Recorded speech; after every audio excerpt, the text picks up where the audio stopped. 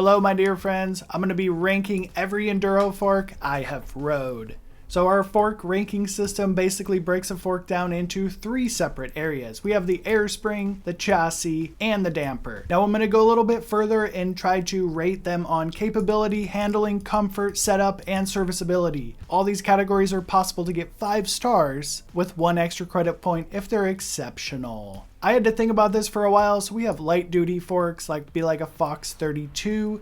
Then we have these weird downcountry forks like the RockShox Lyrik.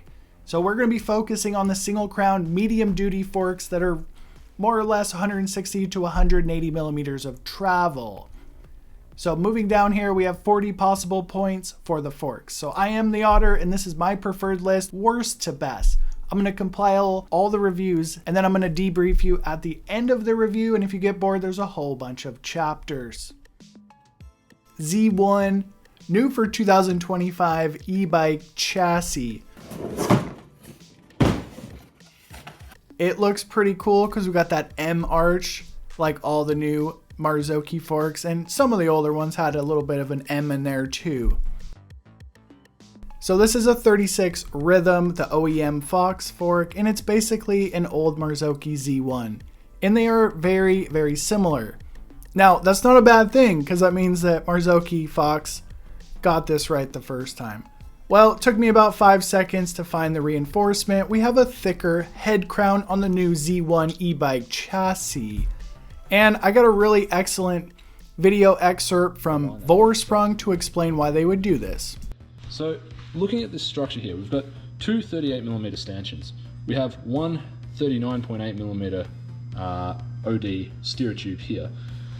When we're bending this, we're trying to bend the whole thing up like that.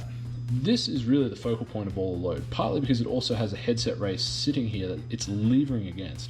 All right, so this is really the weak link. So I'm sitting here rewatching this, and basically we can see that we are on a RockShoxZEB for the team at Vorsprung. And going into what Steve said, he basically says we need to reinforce the head crown because of, I'm suspecting, the dyno data. So mid debrief on the Marzocchi Z1 e-bike chassis. I'm going to give this fork a solid 0 stars on the chassis, but you got to watch the rest of the video to find out why it is such a terrible chassis. The Z1 weighs 4 pounds, 12 ounces, and if you're a metric guy, it's 2 kilograms, 175 grams. The new Z1 definitely has the cool factor as we compare them here. Maybe it's just placebo, but I think it's cooler.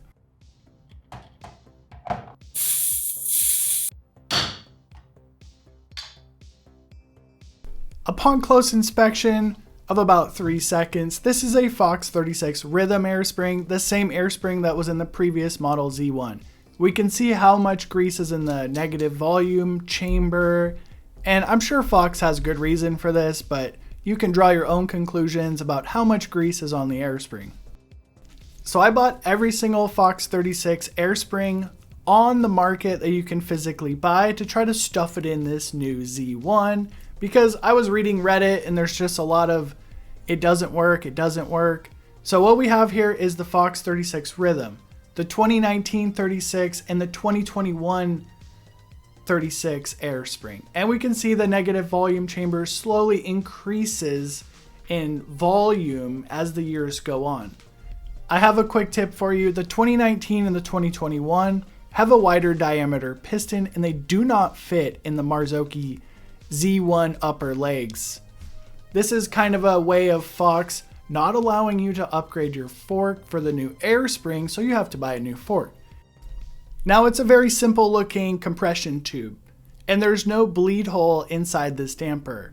And what makes Fox forks the best, most reliable forks on the market is their dampers self-purge into the lower legs, and they basically never have a problem.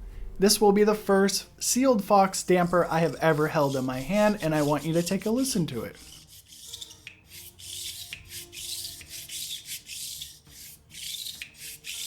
Now it sounds like it's completely cavitated, so I ripped that rail damper apart, and this is what you have for a compression assembly. If you're not aware of this, the compression assembly basically makes or breaks the fork. Like, this is where all the money is in your fork. So this is what we have. No IFP, no spring, an exceptionally small base valve. So that white ring metal thing is the base valve, and it is substantially smaller than the grip compression valve. I actually measured that a little bit later. One good thing about the rail damper, it does have this pretty sophisticated shim stack. I don't know too much about shim stacks, but I can tell you this fork has pretty good mid-stroke support. It just falls apart on aggressive terrain. So it's definitely aimed at like green trail riding. So why would you want a reinforced head crown for your basic damper? My best recommendation for you is to get a grip damper. As long as it says grip, it's pretty darn decent. I did discover one massive improvement for the new Z1. So when I was putting the lower legs back together right here, I was like, wow, that was really smooth. And watch the upper tubes. Basically, one of the massive improvements for 2024, we have some really, really good bushing tolerances. Basically, the fork feels like butter.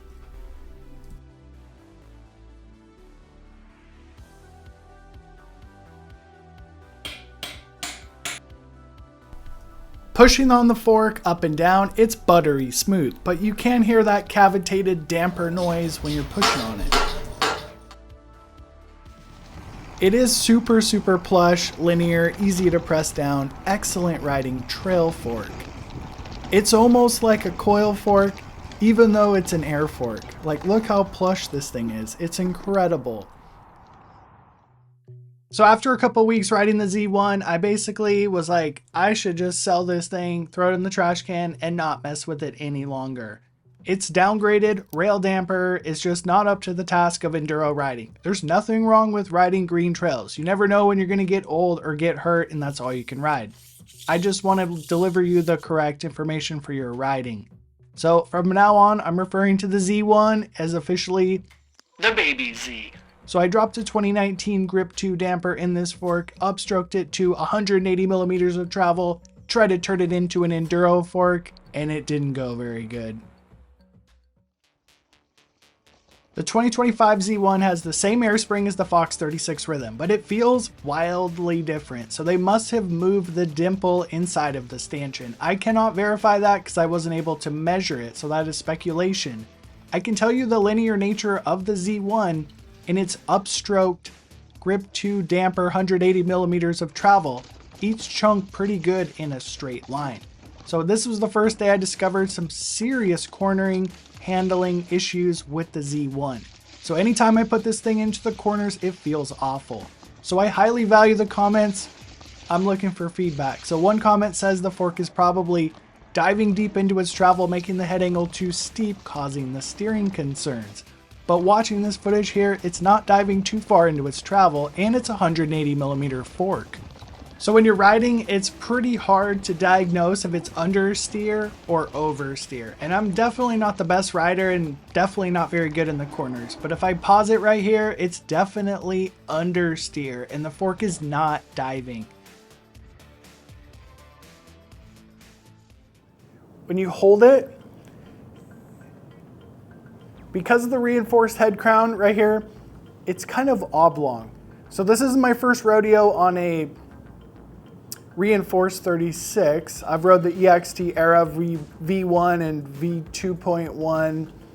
Basically that's it. And all three of these forks have this same problem. They have this weird, I'm not sure if it's understeer or oversteer, but they have a weird steering characteristic. They're almost like too stiff. The only true improvement for the Z1 was putting an Ohlins coil on the rear. So the name of the game on the Z1 is an inconsistent air spring. One of the worst things in mountain biking. One time it feels good, another time it feels harsh. So that linear air spring is only good for mellow trail riding. Do not try to turn your minivan into an off-roader. Oh, that was a good one. Riding. The air spring gets 3 stars because it is a Fox 36 Rhythm air spring. That is a tried and true timeless air spring. The chassis on the Z1, the e-bike chassis one, we're getting 0 stars because they moved the air dimple. They did some weird thing to it. It understeers. It's the worst chassis on the entire list. The damper gets 2 stars in the rail configuration and 5 stars if you go up to GRIP2 or GRIP-X. Capability is definitely 2 stars, just like the damper. The handling is 0 to 1 stars depending on what you're riding. Excellent fork for comfort, getting a full 5 stars. It feels like a coil fork because it's very linear and comfortable. Setting up the rail damper is 5 stars. Any other damper, Fox damper, they're pretty difficult to set up, so you get 3 stars for any other damper. Service is 5 stars because the repair manual did come out. So just remember guys, this is the odders list. I just represent like a normal guy who buys used forks, basically whatever I can get my hands on, and you may not agree with it. But tying in for last place on the odders list is the RockShox Lyrik Select Plus Charger 3. So this is a Select Plus, and I just did a little bit of research, and according to Pink Bike, only the ultimate version gets the longer bushings. So there is a possibility that the fork I had here was a Select Plus takeoff. You can't even buy a Select Plus. Was an absolutely faulty fork, and I will show you how tight the bushings were, and it was a terrible experience, but there was a few good things about this fork. And a Select Plus Lyrik. Yes, it's not an ultimate, but it has the Charger 3 damper. That's what really matters. The damper is essentially the brains of the fork. The old Lyrik had a bladder style damper that was IFP damper in the new Lyrik is similar in architecture to Fox. This suspension has so much pop. That RockShox Lyrik is like nothing they've ever made before. As we move down the trail, slow speed technical riding is excellent on the RockShox suspension. Slowly testing the waters on the new Lyrik, here's a nice patch of rocks.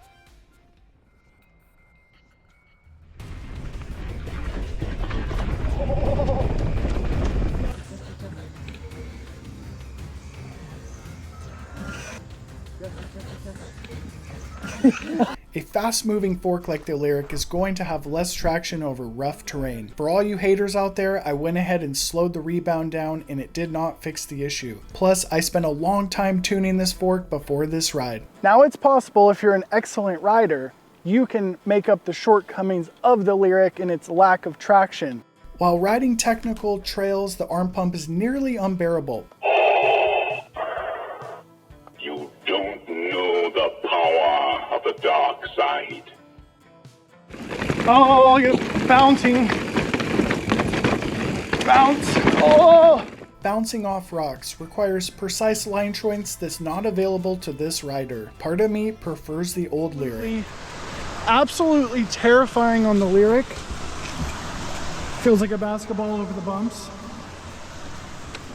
Okay, the Lyrik should do a lot better here because this is like a blue jump flow trail. Already feels good. Further down the tree, we got some mellow terrain. A couple berms and bumps later, the RockShox is beginning to impress. Can we have our doubts here after what just happened on the upper nodes of this tree? First thing to note, both front and rear suspension platforms of the RockShox are excellent when jumping.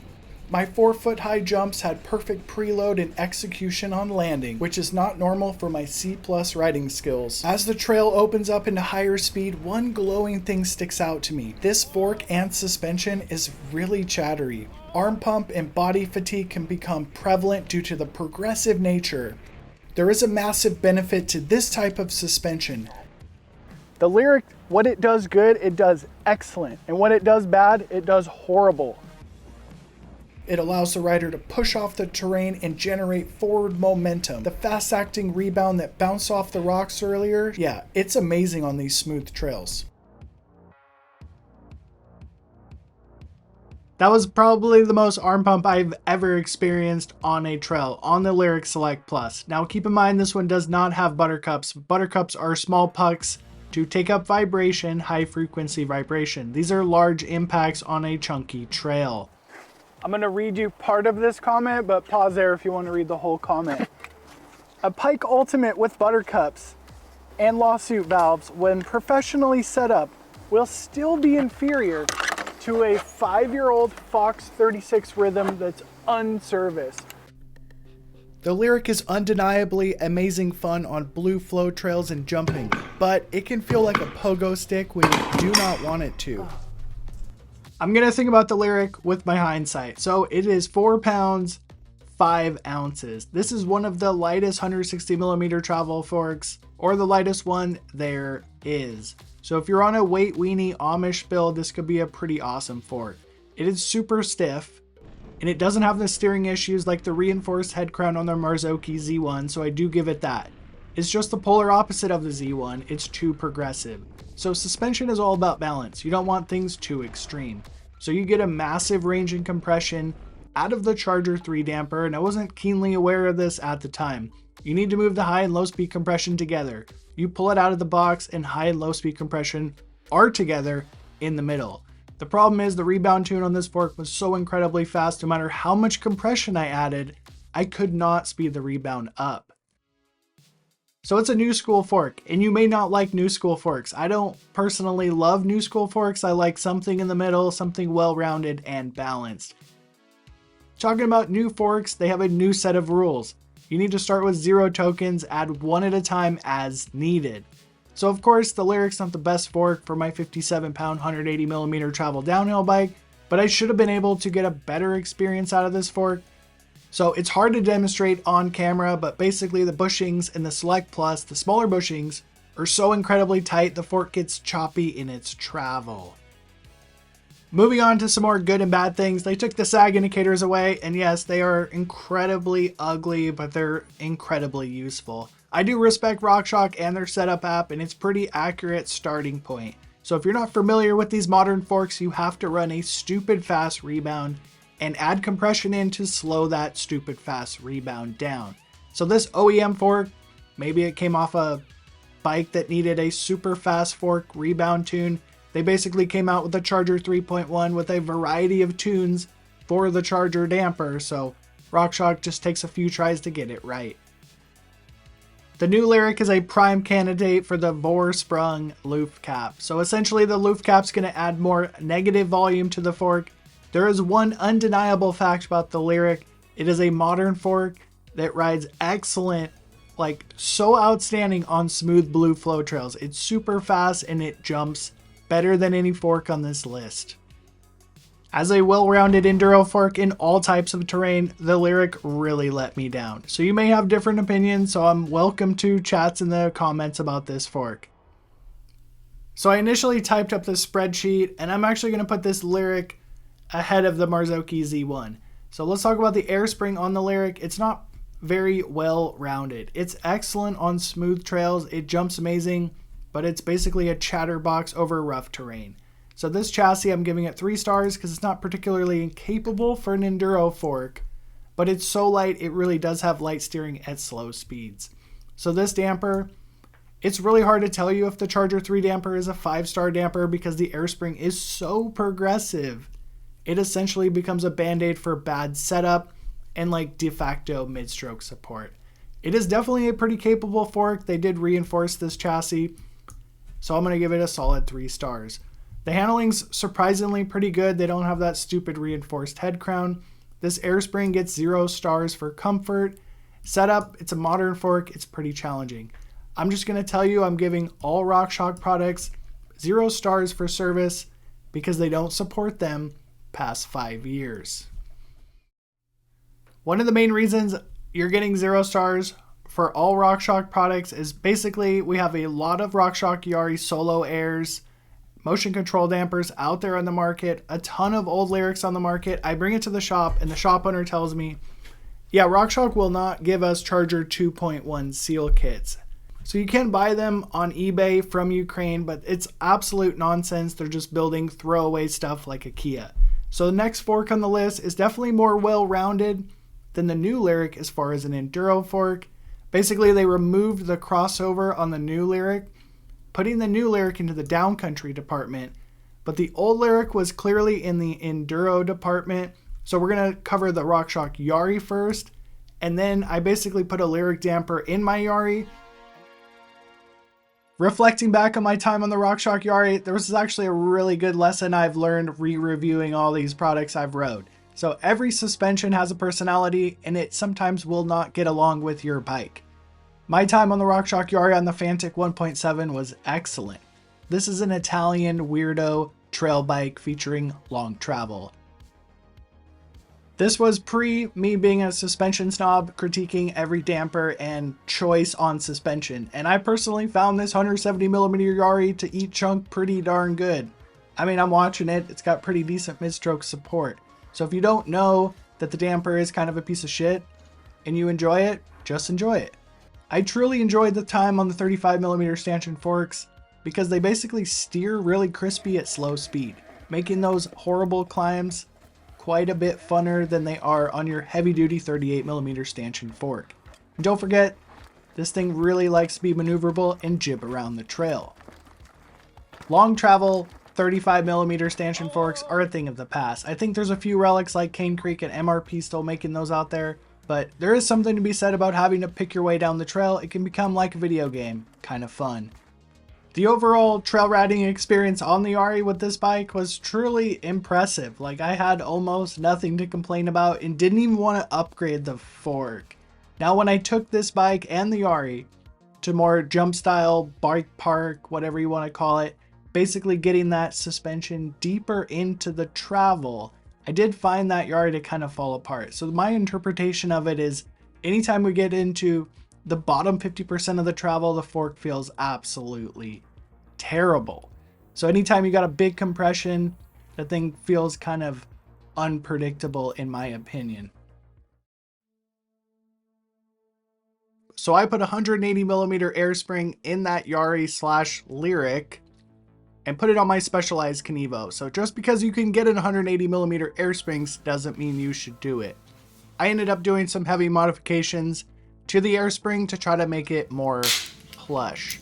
So this old Lyrik air spring did have a pretty good balance as far as small bump sensitivity and progression. The key note of a piece of suspension is balance.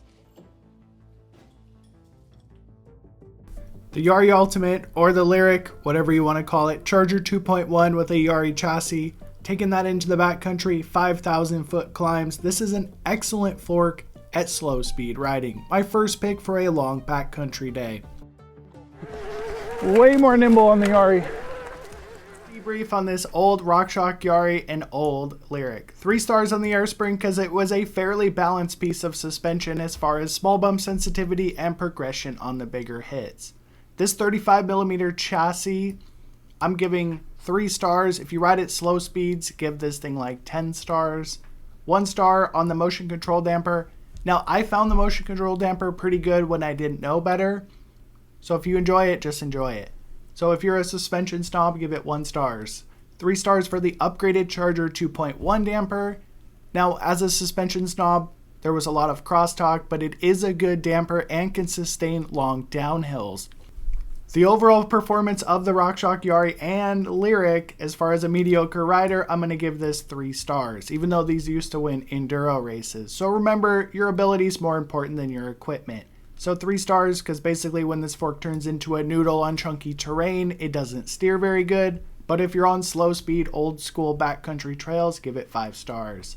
Comfort is always very low on RockShox. They don't highlight comfort. I'm going to give it 2 stars because this fork gave me a lot of arm pump. So the old Yari and the old Lyrik, I'm going to give them 5 stars with the sag indicators, and they were just pretty easy to get into the ballpark. It's just when you try to get them to the top level performance, they may require some shim stacking tunes, etc. All RockShox products, always 0 stars because of this fork.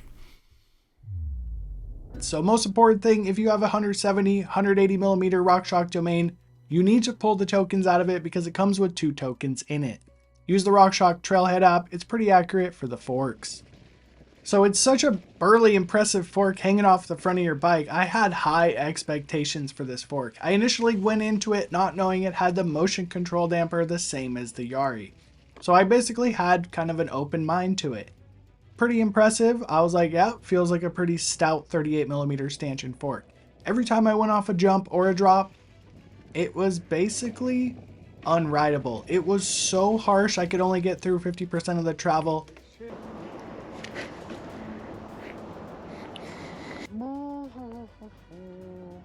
Now I lowered the pressure down and I still could not get through the travel of this fork. Admittedly, it's from Pink Bike. It's a used fork. You don't know if it's ever been serviced, yada yada yada. But I plan to tear this down anyway, so let me show you some of the guts inside of the RockShox domain.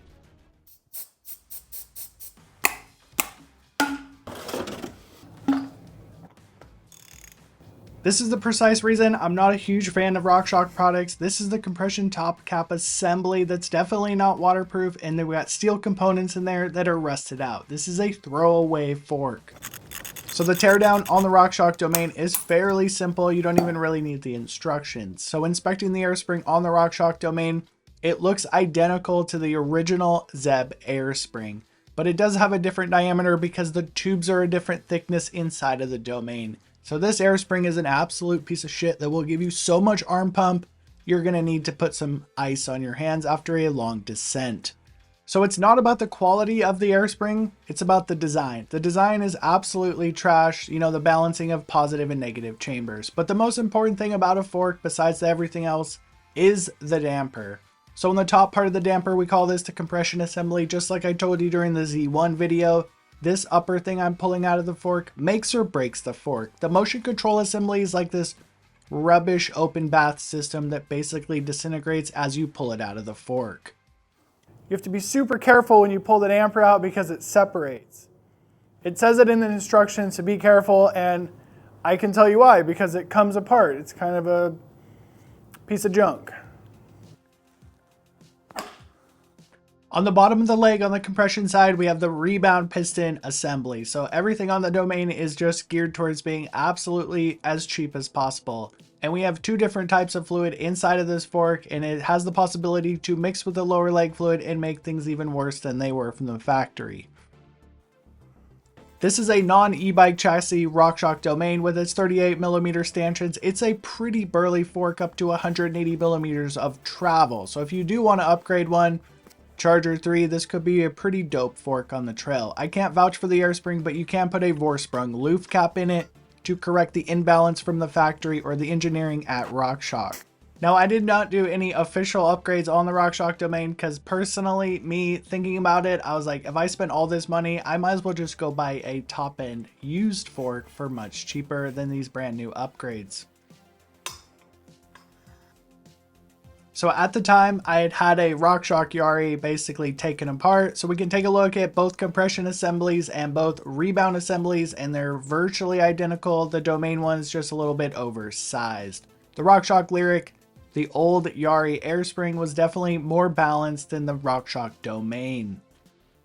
During the reassembly of the RockShox domain, I decided I was going to try to modify the air spring. It tells you to do all these funky things like rub grease on the inner stanchion that does absolutely nothing in my opinion. So this is what I did. I put 1.5 bottom out bumpers on the 180mm air spring, trying to enlarge that negative chamber because this fork is extremely harsh.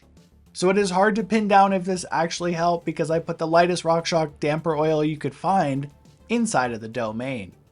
So within the repair manual for the RockShox domain, it calls for 3-weight RockShox oil inside of the damper side. So what I put in here is RockShox 2.5 weight oil, which is half a pound lighter, whatever you measure oil in. That's not very much, but we'll see if this fork actually got better. Putting that motion control assembly back in the fork is an absolute nightmare. And this fork is the Exxon Valdez with like 100 milliliters of oil inside of the damper. Sticking with that ghetto theme, I got some Supreme stickers, and I'm calling this the Domain Supreme. Reflecting back on the time on the RockShox products, I was on the Super Deluxe Air, and I had finally received the Progressive Air Can. So RockShox building unbalanced air chambers is nothing new. Basically everything they build is basically unbalanced, and then they have to refine it for years. And all they had to do was call up Steve at Vorsprung, and ask him how to balance it. So the domain is on the test track pretty darn impressive thus far with its modified air spring, but it's hard to pin it down because basically I modified the damper oil as well. The big old stout chassis on the 38 makes you ride faster, so that shitty motion control damper really starts to stand out on chunky terrain. So after a long sustaining downhill, it becomes pretty inconsistent. The progressive air spring in the domain is pretty excellent at jumping. So the chassis on the domain is a pretty solid 4 stars. The only reason I'm knocking it down is because we can't do an official air spring upgrade and there's no bleeder valve. So the RockShox motion control damper gets 1 stars, and it potentially could go up to 5 stars. Its capability with the correct rider behind the domain is a solid 4 stars. To me, it's like a 2-3 star, but if you're a talented rider, it could go up to 4 stars. The motion control damper is kind of a piece of shit, so I'm going to give it 3 stars for handling, 0 stars in the stock configuration for comfort, maybe 2 or 3 stars with the modified air spring and lighter damper oil. The setup is 5 stars because there's nothing to adjust. All RockShox products get 0 stars because they discontinue and make new ones and don't support them past 5 years. They are throwaway products like a Kia or Hyundai. We got the RockShoxZEB. So this was my first ever 38mm stanchion fork, and I bought it for $700. So please learn this lesson from me. If you're in the market for a fork, and say you have $700, wait till you have $1,000 and buy the most top end fork you get, because you're basically going to get the up-to-date damper. So the big thing that holds this fork back is basically everything, but mostly the damper. So the chassis on the ZEB is a pretty outstanding chassis that loves to eat chunk in a straight line. The problem is this fork becomes inconsistent during certain times of trail riding. So basically I'm coming down this trail and I hit a stick and almost die. So keeping with the theme of inconsistency moving down this trail, it's called Trail 6 if you live in Pacific Northwest. It's a pretty chunky trail, it doesn't have huge canyon gaps. Certain times this fork would feel absolutely outstanding, and then a next section of trail there would be so much high frequency chatter coming out of this fork.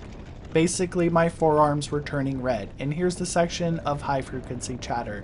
So this is the reason RockShox came up with Buttercups, basically a band-aid for a bad air spring design. I don't know if the RockShox domain and the original ZEB air springs have the same positive negative air chambers. I can tell you the main pistons are a different diameter, but they, regardless, both have the worst riding characteristics of air springs on the entire list. But if you're not satisfied, I ended up upstroking mine from 170 to 190, and it became a much better fork for not much money. Let's debrief on the RockShoxZEB. So the air spring is definitely very inconsistent and uncomfortable, but it is progressive and does jump good, so it gets 1 star. The chassis, personally, I'm giving this 3 stars because I don't like the reinforced head crowns. The damper is definitely 2 stars, 1 star above the motion control damper, but it's nowhere near good. Upgrade the damper and you get a full 5 stars. So capable, yeah, ZEB is definitely a capable fork if you are a talented rider. The handling is 3 stars, that's my personal opinion, because of this chassis and shitty damper. Comfort is absolutely 0 stars, setups 5 stars, nothing to adjust. All RockShox products get 0 stars because no support after 5 years. Personal favorite budget fork, the Fox 36 Rhythm, but I have a lot of insight with some recent first-hand riding on this fork with 160mm of travel, so let's jump into the videos. So my most recent experience on the Fox 36 Rhythm, I basically was servicing my friend's fork, built up this status, and I was like, yeah, I'm going to bolt this fork on the bike because it's the correct travel, 160mm, and I'm going to go work out all the kinks like finding the leaking brake line. Heading out into the trails with the 160mm Fox 36 Rhythm, I found it to be absolutely trash. All the settings from my previous 180mm Fox 36 Rhythm plugged in, it was still trash. So the golden rule of all budget forks is overstroke them 10 to 20mm, depending on how much of a risk you want to take. Most of the time, the frame manufacturer doesn't warrant overstroking, but if this is all you can afford with a fork, it's the best thing you can do. All the years I spent on the Fox 36 Rhythm on my specialized Kenevo. Yes, the fork does waddle around when you do push it hard, but basically when it's overstroked, it stands up in its travel on steep terrain and feels pretty darn confident. Now it's not as good as a 38, but considering the $150 price tag you can pick these up for, it is truly an impressive fork. All you need to do is add in a longer air spring. The compression assembly makes or breaks the fork for the most part. So inside of the grip damper, on the left is the grip damper. We have a spring-backed internal floating piston, and basically it just stands up to challenging terrain and sustaining hits. The overall architecture of the grip damper, the sweeper lever on the screen here, is basically identical to the GRIP2. So the GRIP2 is just slightly more complex as far as architecture to make high and low speed compression. So we do have a very simple shim stack, and this fork does lack a bit of mid-stroke support, and that's why I keep telling you to overstroke it. But really this is pretty much a GOAT damper that's still in production in 2025. Is any RockShox product from 5 years ago still in production? No.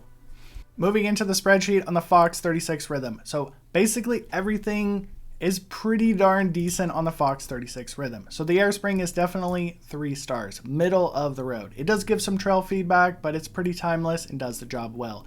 The 36mm stanchion fork is middle of the road as well. It can ride aggressive terrain, but it does kind of fall apart. So it's better kind of at slower speeds. The damper, the grip damper, is 3 stars.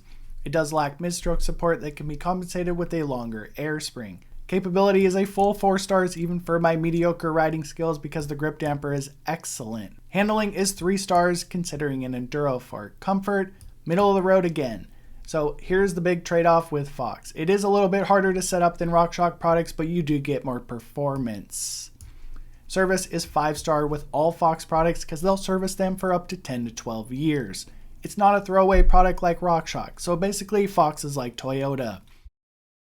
Moving into the halftime show, we're going to be discussing coil forks. A very controversial subject. Some people love them, some people hate them. I'm kind of on the fence. I don't love them or hate them, but I'll basically give you my best experience and my worst experience on the Marzocchi Z1 coil fork. So this was definitely the old version. A quick glance at JensenUSA.com, we can still pick up the 2025 Z1 with a coil spring, but it is going to have the downgraded rail damper. But a close inspection of the head crown, it doesn't have the reinforced e-bike chassis, so I'm going to say this is a pretty decent fork. If you can find the old Z1 with the grip damper, it's going to be a better fork.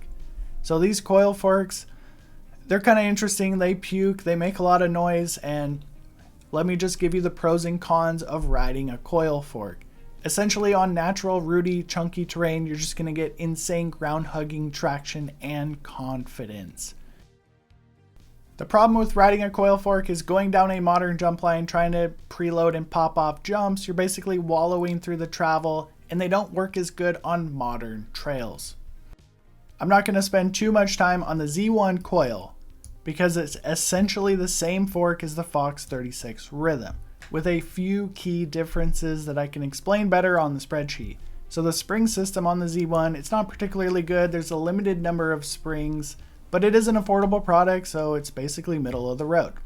So the second you put a coil spring inside of your fork, it instantly feels more burly. I'm guessing, speculating, this is because of the extra weight inside of the fork. So weight's not always the enemy if you're looking for burliness. So the damper just depends on what damper you get, rail, grip, GRIP2, GRIP-X, etc. The capability on natural terrain is 5 stars. On modern trail systems, it's definitely middle of the road when you're trying to push off and jump on it. The handling is 4 stars because basically you get ground hugging traction all the time. So here's the main benefit of riding a coil fork. It's extremely comfortable. Do you have injuries, weak hands, have some kind of issue? Go for a coil fork.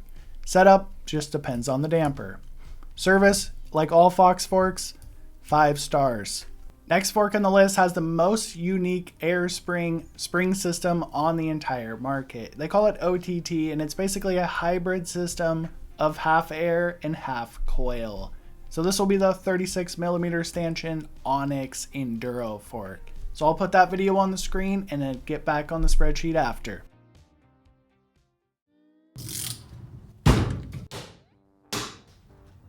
But during the teardown on the 36 Onyx, the upper and the lower legs were basically stuck together. So a lot of the old forks I took apart during this video had some serious bushing fitment issues, basically too tight.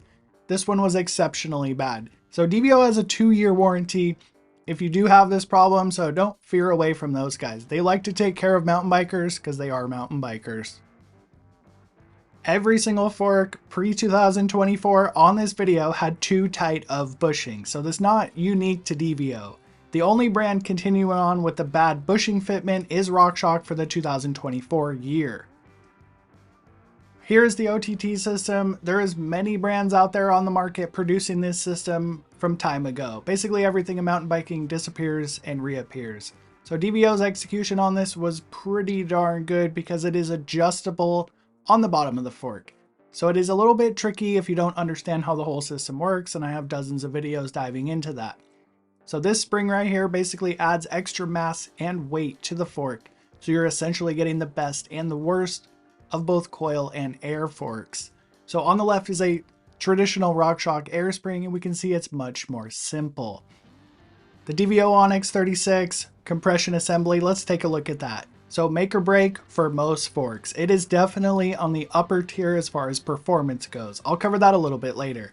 I don't see a massive benefit or even notice the difference between riding an internal floating piston and a bladder when it comes to forks. When we're talking about coil shocks, massive difference. The OTT system does add quite a bit of complexity to the airspring side of things, and it is a massive mess. So I did shoot an email over to DVO, and they are phasing out the OTT system because they feel like they've achieved small bump sensitivity with their super light or more conventional airspring. Because of the extra mass of the OTT system, I feel like this was the burliest fork that's ever been on my bike with 36mm stanchions. You take this thing into some natural terrain and it is truly impressive, isolating you from the trail and basically giving you all the benefits of a coil fork. DVO damping theory is a head above RockShox. No matter how much you love RockShox, DVO does make better compression dampers. And like I told you before, the compression assembly makes or breaks the fork, and this is one of the best on the list. It's not all roses with the DVO. So coming in at 5 pounds, 1 ounces, it's essentially the same weight as a Fox 38 or RockShoxZEB. So it also feels like a Fox 38 or RockShoxZEB when it comes to the rigidity because of the extra mass of the OTT system. But comparing it to an Air Fork 36, it is heavier. In my humble opinion, the OTT system didn't work particularly good for me in those modern blue smooth flow trails, but thinking about my time on those chunky natural hiking trails, truly impressive system. So this is discontinued, so I don't want to spend too much time. It is a hybrid system, half air, half coil. I'm going to give it 3 to 4 stars because it's pretty difficult to understand and use it, but if you put the time in, it works excellent. Because of the extra mass of the OTT system, the chassis goes up to 4 or 5 stars. It feels like an absolute bomber. While the damper has excellent mid-stroke support, it's a little bit difficult to use, having to do full rotations of high-speed compression. But it is really effective compression damping, so let's just say it's 4 stars. It is also pretty old, that's why I downgraded it. The capability is definitely 5 stars on natural terrain and 3 stars on modern trails, no worse than a Fox 36 Rhythm. With the hybrid system getting best and worst of both worlds, the handling is truly impressive with its ground-hugging traction of a coil shock while standing up in its travel like an air shock. It is a pretty darn comfortable fork. I'm going to give it 4 stars. Not a true coil, but definitely very comfortable. Setup is very difficult. I know many people who struggle to set these up. DVO is excellent about service with instruction manuals in every single part for repair. The factory gold-coated Fox 38 is the most well-known, well-respected fork on the mountain biking trails, with 30 plus years of race experience and the best marketing team in the world. Well, let me tell you about the Fox 38. It's got this sophisticated air spring that's pretty difficult to set up. That's why I made this 11-minute video here to help people out. But what happens when we take the best engineerings in mountain biking suspension and we throw some aftermarket Tinkerfest into it? Well, that's what we're going to look at today. This is the Vorsprung Smashpot, and it basically converts your fork to an old school style coil. Vorsprung is a small company from Canada that makes innovative suspension products and has basically been shaming RockShox and Fox by modifying their stuff for many years. Coil shocks, coil forks, they're nothing new. The original mountain biking suspension had coils, not air. So this is the Vorsprung Smashpot, and it comes in at 6 pounds, 9 ounces. That is a heavy guy. And if you're a metric friend of mine, it's 2 kilograms, 985 grams with the Vorsprung Smashpot. An Airspring Fox 38 comes in at 2 kilograms, 320 grams. And if you're American, America, 5 pounds, 2 ounces. So the main reason coil forks are not popular is because they are a lot heavier than air. Adding 1 pound of weight to the front of your bicycle is a lot of weight, regardless if you're a full fat e-biker or a full on weight weenie. The Smashpot coil conversion promises increased sensitivity, grip, compliance, mid-stroke support, and most importantly, more consistency. So when I say consistency, Air can be a little bit inconsistent, especially at high elevation, as we see all this oil and air coming out of this RockShoxZEB at the bike park. When running a coil fork, you're going to have less arm pump and exactly the same feel whether you're at 6,000 feet or at sea level. This mechanism is called hydraulic bottom out, and basically it will prevent you from clapping the fork out, and it's a really good feature to have on any coil suspension. Any coil fork, including the Smashpot, is going to simplify the internals of the fork. It has less O-rings, less stiction, less parts to fail, and it's definitely easier on the mechanic side. So when we take a look at it, it's nothing fancy. The Airspring 38 has quite a bit of stiction. It takes about 40 pounds of pressure to break it free. Once it's broken free, the initial movement of it, it takes about 20 pounds of force to get it into the travel. Pushing the coil fork onto the scale. It has no breakaway pressure and it's pretty consistent, about 20 pounds to push it down into the travel. If you were paying attention closely, the Airspring had about 40 pounds of breakaway pressure. The orange fork has the bore-sprung Smashpot in it. The black one has the standard Fox 38 Airspring. They feel very similar when pushing them on the ground. This is because the Fox 38 Airspring is super plush and almost feels like a coil, but it does have that breakaway pressure like I just demonstrated. Not only are coil forks consistent as far as elevation and temperature, they are consistent across the full range of the travel. They don't have that ramp up characteristic of air. Check it out. This isn't facts, it's just my opinion. When running a front coil fork, it's best to run a rear coil shock to match the personality of the fork. So I'll be strapping up my favorite coil. There's quite an adjustment period when you're warming up to a coil fork. You're like, what is this thing? It feels so foreign compared to air. It basically goes all the way through the travel without any force. So it's super important to take your time with any new suspension, but especially a coil fork. The initial impression I get from the Smashpot, it feels identical to the old Fox coil forks from like 10 and 15 years ago. The massive spring inside the fork isolates your hands from the trail, so you basically get like zero arm pump, and it's a very nice experience on the body. When the fork tops out on the Smashpot, it definitely makes a unique noise. I'll let you take a listen.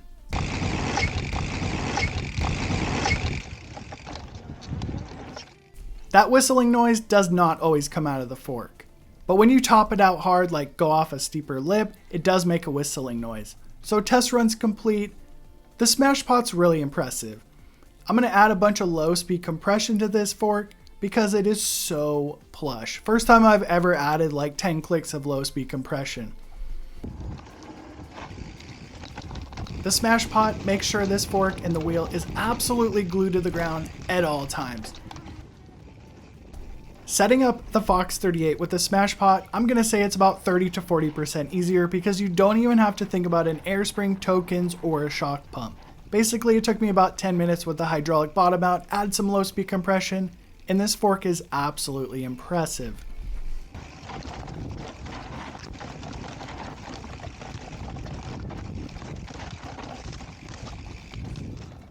Now, when the fork is getting rowdy, like that clip I just showed you, there is quite a bit of noise coming out of there. I'm not sure if the spring is rattling around inside of the fork or not, but it does make some different noises than the Air 38.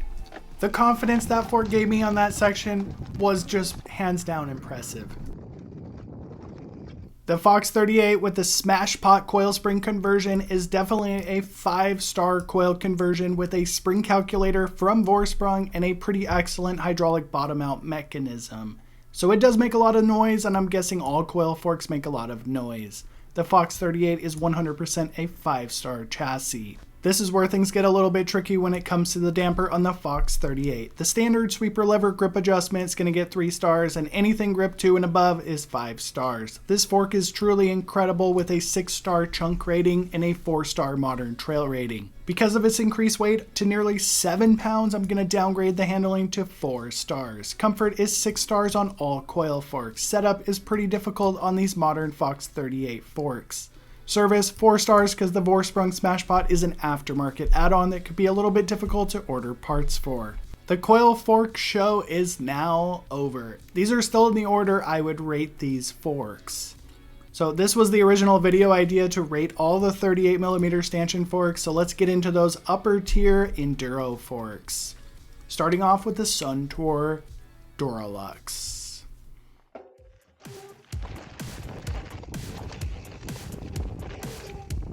And these are the specifications of my fork. It's 170mm, 2 of 3 tokens, about 80 psi, middle rebound.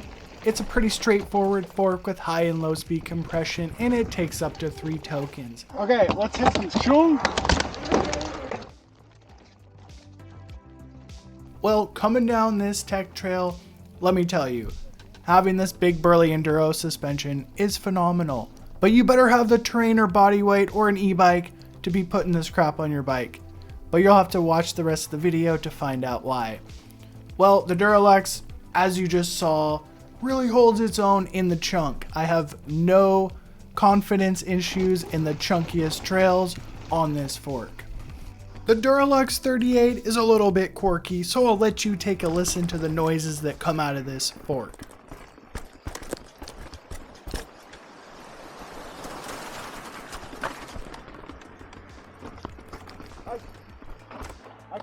Now I've got some secret sauce in this fork, so basically it just sounds like a Fox 36 or 38.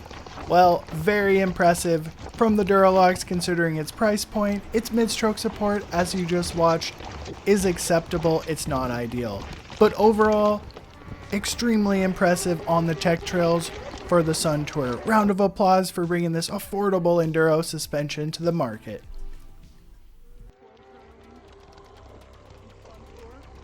But my first jump on the Suntour was less than impressive.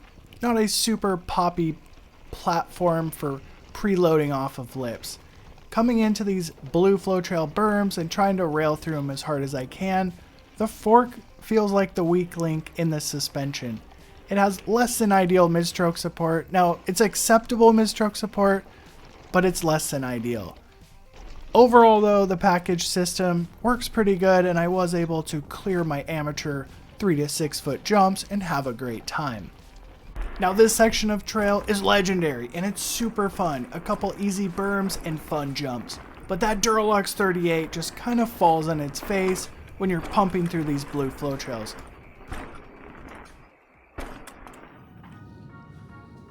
As of October 2024, the Suntour Duralux RC 2 damper is $309 in the United States, effectively making this fork the best dollar to performance ratio by a long shot.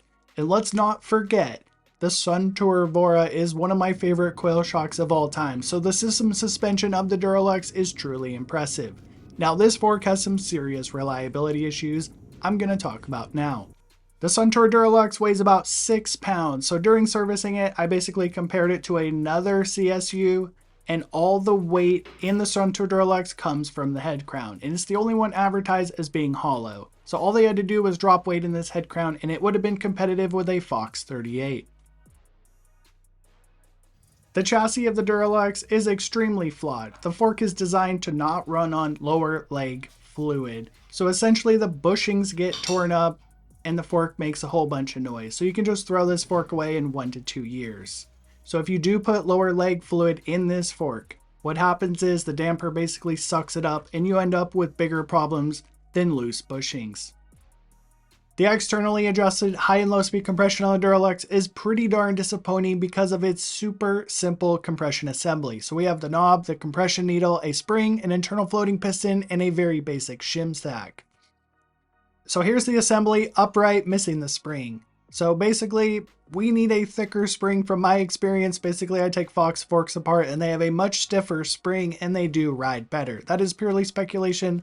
No dyno data over here, bro. So basically, the high-speed compression is controlled with this base valve and these ports open and close as you adjust the high-speed compression. In my opinion, it didn't do anything.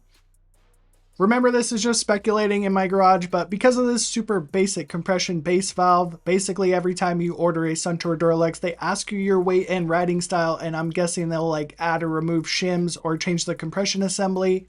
per the rider, because the external control didn't do much.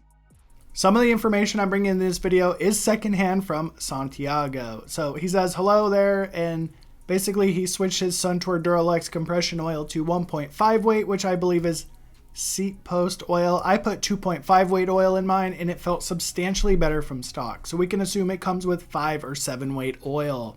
So I did this precise thing, put 10 milliliters of oil inside of the lower legs, and basically the damper will ingest it and hydro lock the damper. On the air side, they recommend 80 weight gear oil, not Fox oil. So basically 80 weight gear oil is super thick, so this will quiet down the noise. My fork was exceptionally noisy straight out of the used Pink Bike listing. So the irony is basically I had to figure out the IFP depth off a YouTube video and basically try to build a service repair manual YouTube video to try to help people out. That's the only thing I'm concerned about, but here is the Spanish repair manual. Got a 3-star rating for the air spring. It does have a large negative volume chamber, making for a pretty comfortable ride, but it's not particularly balanced. Moving into the chassis with its hollow head crown coming in at 6 pounds in overall weight, I'm only going to give it 4 stars. There is some serious damper reliability issues, but it does get the job done if you put some lighter weight damper oil in it. The capability purely depends on the rider on this fork. I'm going to give it 4 stars because it doesn't have mid-stroke support for those modern flow trails. The handling's pretty decent with 4 stars. Basically, we don't have mid-stroke support, so the front of the bike dives down and it doesn't corner as good. It is a fairly comfortable fork, giving it a 3 stars. Actually, this should be 4 stars because it does have a large negative volume chamber that does isolate you from the trail. So the setup is pretty difficult because they don't even tell you how to use the air tokens.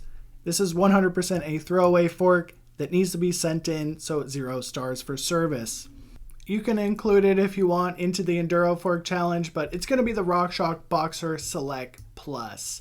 So I'll give you a quick video on this. It actually came on my Specialized Kenevo. And as you can see, it's got more green than any other fork on this list. The 35mm stanchion boxer is truly an impressive fork. It's been around for a long time. So this is the 2019 to 2023. That's a long time for RockShox to make one single fork. Let me just tell you, this fork steers like no other fork I've rode. Now, I don't have a lot of experience with dual crown forks, Fox 40, etc. But I can tell you this boxer has one of the most massive negative volume chambers I have ever seen, effectively making the fork extremely linear, allowing for you to run super high pressure. So here's something for you to learn. The higher the pressure, the plusher the fork. I was running about 140 PSI in this fork and it was super plush. The Boxer Select here, basically the OEM version, has 6 clicks of compression that's nowhere near enough bottom out control for the big hit. So effectively I had to run like 6 tokens in this fork. But after running a 200mm air spring from the stock 180 and following the golden rule of all cheap dampers, this fork was truly impressive. So I think the reason I stopped riding the Boxer is basically people will stare at your bike and be like, oh, you better be at Red Bull Rampage. And I'm just like an average mediocre rider. So basically taking that 200mm Boxer to the bike park where it belongs, it is a really great experience. Super plush on the hands. It's like no other single crown RockShox product out there. The steering characteristic on dual crown forks is nothing like single crown forks. They steer super precise and give you insane confidence. So I'm a mediocre rider, so I found this fork not to particularly jump good because it's so linear. Remember, this is a lot based on your ability level, and I don't have much of that.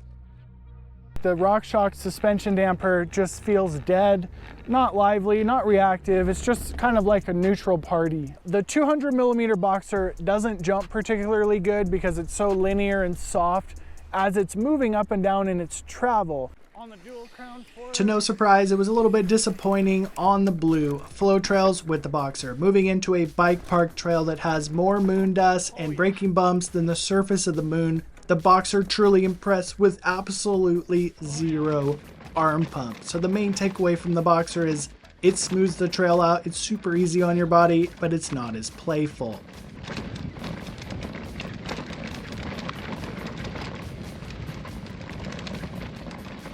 So I would put the Boxer right ahead of the Suntour. I can't figure out why I'm not riding a dual crown fork after reviewing this footage. So the Boxer Select Plus is 5 stars on the airspring. It's super comfortable and linear. Pretty amazing airspring, to be perfectly honest. 100% the best airspring RockShox has ever built. This is the most capable chassis on the entire list, giving you extreme confidence. The only letdown on the Boxer Select is the 3-star damper because we have 6 clicks of compression. Ideally on this fork we would have a massive range of compression to control the bottom out. Otherwise you got to use a lot of tokens. This is the most capable chassis on the entire list. It is the best steering fork on the entire list. It is the most comfortable fork on the entire list. It's a little bit hard to set up because you got to use a lot of tokens because it's so linear. Basically stanchions don't matter because these things flex all around, but basically it just equates to comfort and not feeling like a noodle. So let's move on to the next fork on the list. So just to be perfectly honest with you guys, I'm pretty biased on Fox forks, and I'm just going to rate the Fox 36 Grip 2 170 millimeters of travel ahead of the Boxer as a more versatile fork for all kinds of riding. There's no arguing that a dual crown heavy duty fork is more capable and better at the bike park. The legendary Fox 36. And this feels like a mini 38. A little bit of arm pump. Not much though. So one of the reasons I'm rating the Fox 36 factory so high on the list is because it is a perfect Goldilocks chassis.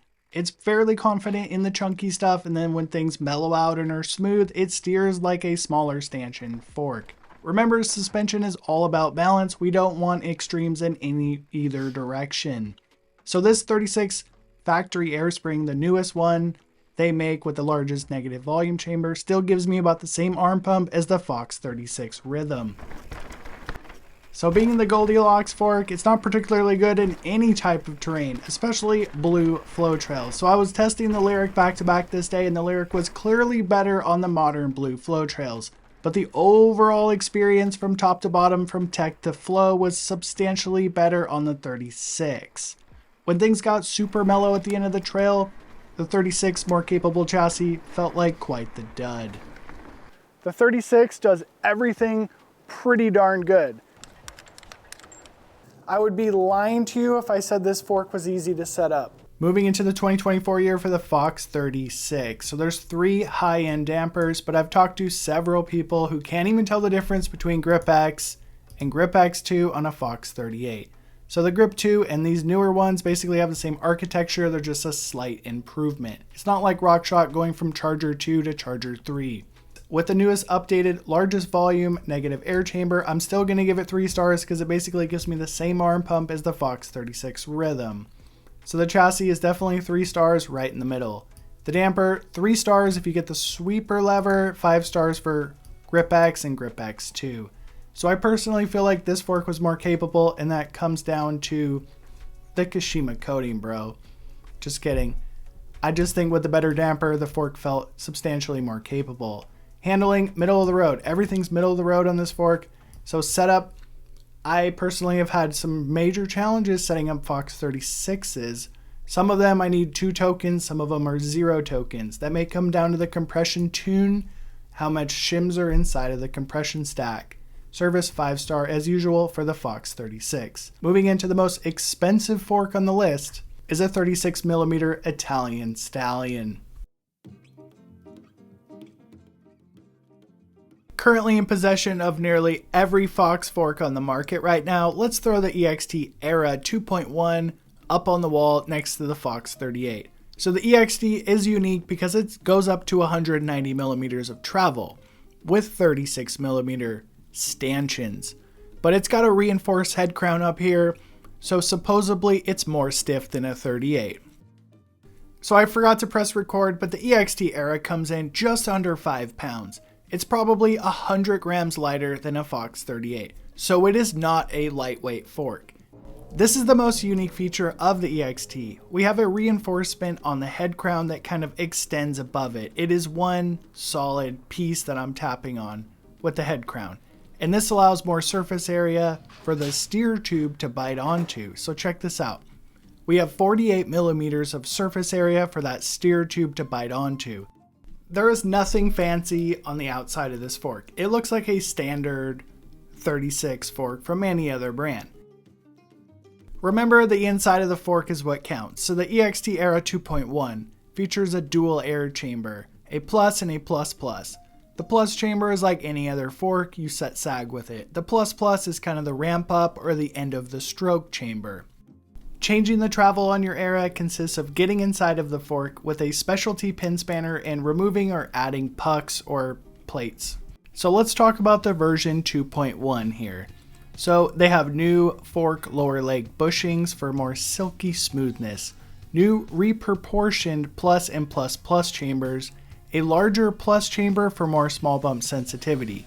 Now, this makes it better in chunkier trails, but the version 1 was more progressive and I found better on blue flow trails. So pick your poison here. The recommended plus plus number right here, 115 to 130, is way too high. If you simply match the plus chamber to the plus plus, you are going to have a way better experience straight out of the gate. So by dropping the plus plus chamber, it is going to wallow deep into its travel. If you don't do this, it will feel absolutely stiff and horrible. So use the recommended plus chamber setting, match the plus plus chamber to that one, slowly add air to the plus plus chamber as needed, 5 psi at a time, or simply add some compression because the damping is world class. Faster rebound will make it jump better and it will not clap out like a normal Fox fork. So don't be afraid for the low plus plus chamber and the faster rebound. So the first couple days I was riding the EXT fork with the EXT shock, it's really hard to tell how good the fork is when you're riding the most impressive rear shock on the market. So this is the V3S or the E-Storia internal rear shock with the EXT Era. So the package suspension works absolutely insane. So taking this out in just more chunky trails, let's see how it went. The EXT Era, slow speed technical riding, reinforced 36, truly impressive. If I was to imagine Italy riding, it would be this. Slow speed, switchbacks, technical, rocky, rooty sections. This fork rules. But I live in America. We like to go like NASCAR and we turn left and go fast and turn left. And the EXT Era with its reinforced head crown suffers the same understeer problems as the Marzocchi Z1. So I am an average rider. If you were an excellent pro rider, you probably wouldn't experience this. But anytime I got into a high speed corner, basically I'm understeering. It's really hard to pin down the EXT Era, the fork, because we have such an amazing coil shock on the rear. So after this ride and understeering through a bunch of corners and putting my foot out, I pulled the shock off to try to isolate the fork. So bolting in the Suntour Evora was one of the most depressing things I've ever done, having the EXT V3S on the bike. But I was able to isolate the fork quite a bit. So I did lose this memory card, so you just got to take my word for it, and let's jump on that spreadsheet. A truly disappointing air spring with an enlarged negative and positive air chamber. It feels like a dual crown fork that does not do good on blue flow trails. I do not care that this fork costs $1,600. So any 36mm stanchion fork on this list gets 3 stars regardless of the reinforcements. So this is the only damper I'm giving 6 stars off performance because no one does damping better than the Italians. The capability of this fork for me is 4 stars. For you, it could be 5. Because of the reinforced head crown, I'm giving this 2 stars for handling. It basically understeers. The larger negative positive air chambers do give this fork more comfort, going up to 4 stars. Anything Italian is super finicky and hard to set up, so it's getting 1 stars. Service on EXT, they're very proprietary with their information, so 0 stars. I read several comments who said the V2 Era is basically a downgrade from the version 1. So let me give you the unfiltered opinion on the V1 on the same section of trail I left you on the V2. Same section as the V2. The fork definitely pops off those blue flow trails substantially better. I think it had a smaller negative air spring, making a more balanced ride for pounding blue flow trails. So one massive problem on the version 1 EXT Era, it understeered even worse than the V2. On the right is the V2.1 with the orange graphics. It is definitely standing up fairly good in its travel, and it didn't understeer quite as bad. So on the left is version 1, and it is a little bit squatty, so that could be potentially the reason the version 1 felt horrible in the corners. Regardless, both forks do not corner very good in my opinion on blue flow trails. So any taller reinforced head crown is going to have some severe understeer issues in my opinion. You may not have those problems, but I'm just telling you what happened to me. The very first day I rode version 1 EXT Era, I simply had the same exact problems as the last day. In the berms, basically it's understeering. So what I did is I basically filmed the fork, watched it on the screen, did a whole bunch of modifications to this bike in order to try to make it better by raising the stack height, changing the stem length, adding more pressure to plus and plus plus. Anything I could do, nothing would fix the understeer issue for the reinforced head crown. So you put this fork in a straight line, it's absolutely impressive. I'm not saying it's a bad fork, I just don't like the steering characteristic, to be honest. So after reviewing that footage from that day, basically I was like, the fork is a little bit squatty, so I pumped the plus and the plus plus up to a super high pressure above what it recommends. And essentially the fork is too stiff in its travel and just basically ricochets off rocks. The V1's air spring I felt like was substantially more tunable. I could kind of get that Fox 38 plush bucket feel and then turn it into a ZEB later on down the line. With the V2.1, any adjustments I made to it, it always felt like a dual crown fork. So just remember this, guys, this is a $1,600 fork and a $1,000 coil shock. So I picked up a random guy at the bike park and I was like, blindly go ride this suspension and tell me if you can feel the difference. He had no idea the suspension system on that bike was $2,500. So just remember, whatever you have and you have fun, that's all that matters. In my humble opinion, the version 1 was better. The version 2 was a downgrade, and that's why it's farther down the list. So basically it boils down to the air spring on the version 1 felt much more tunable and balanced. So the handling was definitely worse on the version 1 with severe understeer issues.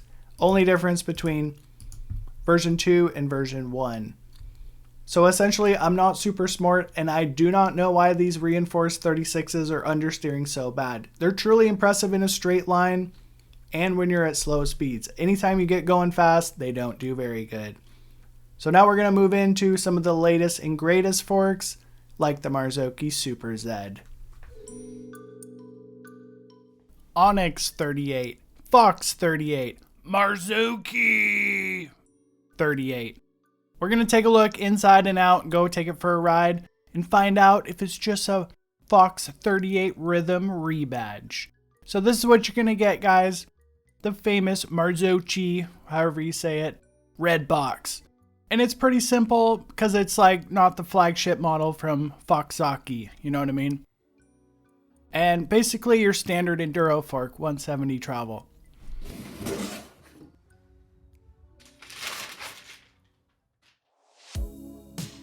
Now we gotta have a little business lesson. We gotta understand that Fox doesn't want this fork to compete with the flagship 38. So everything's a little dumbed down with a quick release and no pinchable assembly on the lower legs.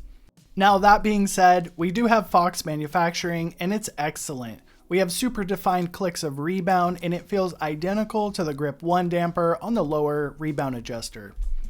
Now there was definitely a step up in price for this fork at $999, but you do get some extra features like a painted crown and some shiny gloss paint throughout this fork.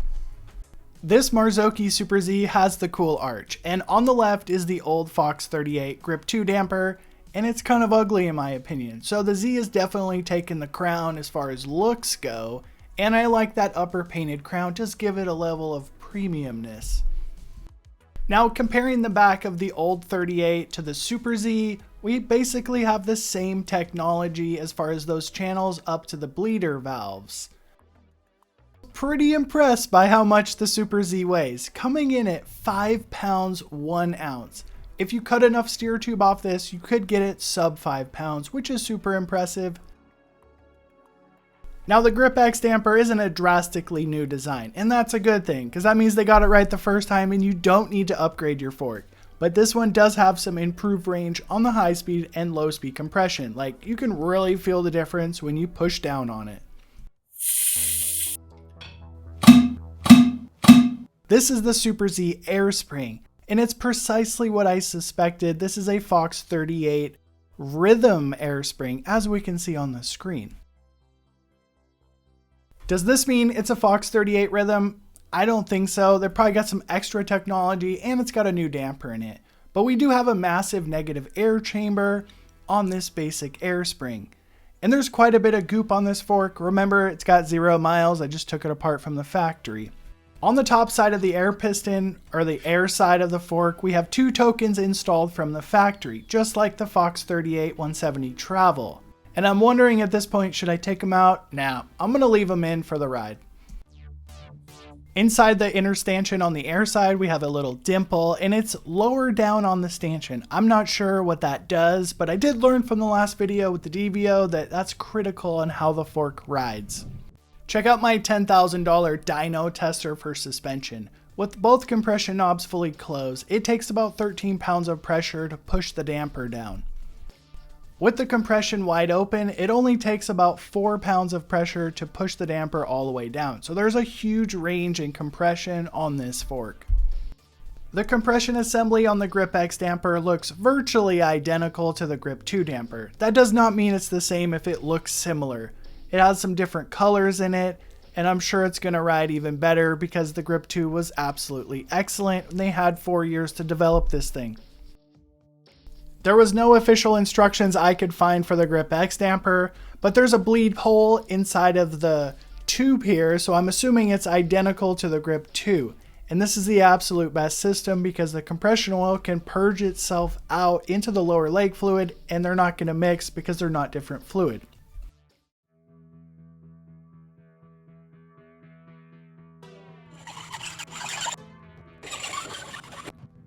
Do you really need to service your fork? Brand new? Absolutely not. It was a little bit short on lower leg fluid, but who cares? Direct mount 200 rotors is a good thing. When you see the Marzocchi Super Z on an ad, of course it looks good, but here it is in the grungy garage. And I personally think it's the best looking Fox fork that's ever been made, but let me know what you think in the comments.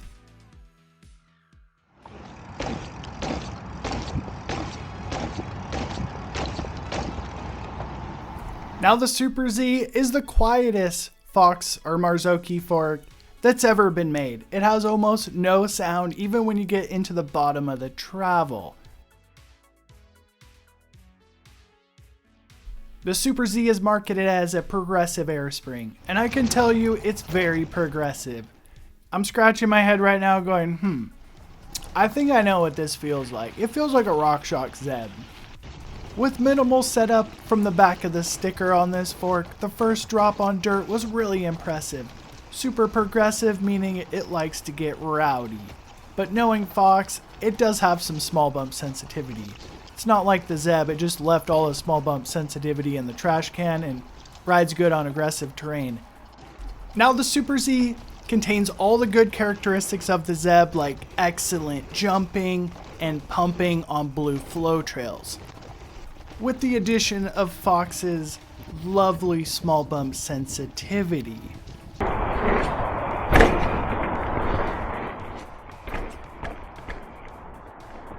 Only when you get to the last part of the travel and you're whacking it does it make a little bit of noise from the air spring. All suspension is just getting so good nowadays, it's hard to choose a favorite. The Super Z was a really interesting experience. So first of all, I know this fork is not very popular. If you don't know, all my videos are self-funded from myself, the goodwill of my friend Michael, some other friends who let me borrow components to basically make videos. So I flip suspension as well. I ride it for a couple weeks, make a video, sell it, buy the next one. So I was stuck with this fork for months, and I put it on many different bikes. So I did learn a lot of good lessons from the progressive air spring inside of the Super Z. So it's more or less basically the same exact personality as the RockShoxZEB. It's basically the direct answer to the ZEB, like, hey, we can put a fork in Red Bull Rampage with 190 millimeters of travel and do pretty gay-ass slope-style tricks. So essentially, there's two different Super Zs, and there's two different ZEBs. If you put the rebound in the fully fast setting, you get this plush, nice ride. If you put it in the fully slow setting like it tells me to do according to my body weight, it's two different forks. So when I say the fork is extremely harsh, it's most of the time the rebound damping acting like compression damping and making the fork super harsh. If you have a mild range in compression, you can't go too fast with the rebound. If you have a massive range in compression like the GRIP2 or the ZEB, you can basically slow the full fast rebound down with the compression and get a pretty plush fork. So while I was on this bike, I basically tuned in some small bump sensitivity, but you can't change the personality of a progressive fork. It basically skips over the top of the rocks and doesn't give you the same traction as something like the Fox 38. So then you turn this fork into blue flow trails and it is substantially better than a Fox 38 because you can basically push off that progressive air spring. Now I'm super biased on Fox forks and I think the damper is substantially better in the Super Z. Like Fox's damping theory, in my humble opinion, is substantially superior to RockShox. RockShox basically kind of copies their damping designs a few years after the fact. Oh, this is where the cool kids hang out. Being stuck with the Super Z for so long, it went on to many different bikes and many different videos that I made. So any progressive airspring, it doesn't matter what brand makes it, turns into an absolute chatterbox under certain operating conditions, like bike parks, high speed, braking bumps, etc. So the Super Z is just basically a pretty average chatterbox ZEB style fork at the bike park, but its amazing GRIP2 damper basically carries this fork into one of the top spots. Debriefing on the Marzocchi Super Z. So I was going to make package suspension a category with these fork video, but it wasn't quite as important because every fork so far has an excellent companion. So please do not underestimate the power of package suspension. The EXT Era is carried into this high spot because of the coil shock, not the fork's performance. And same goes for the Super Z. This is dragged down because of the package suspension being kind of shit. So moving on to the air spring, I'm going to give this 3 stars because of its progressive nature. Basically, it turns into a chatterbox at the bike park. Excellent 5-star chassis. The damper is 100% 5 stars with the GRIP2 damper. One of the reasons this fork is carried into such a high spot. The Super Z is 100% a 5-star capable fork with its 38mm chassis. The handling on 38mm stanchion forks is excellent, so 5 stars. The comfort level is debatable. Full fast rebound, 3 stars. Full slow rebound, 1 star. So setup depends on, do you want to go full fast rebound and tune the compression in later or use the recommended setting? It could go 3 to 5 stars. The service is 5 stars on all Fox products. So let's move into the tuner's favorite, the Manitou Mezzer Pro.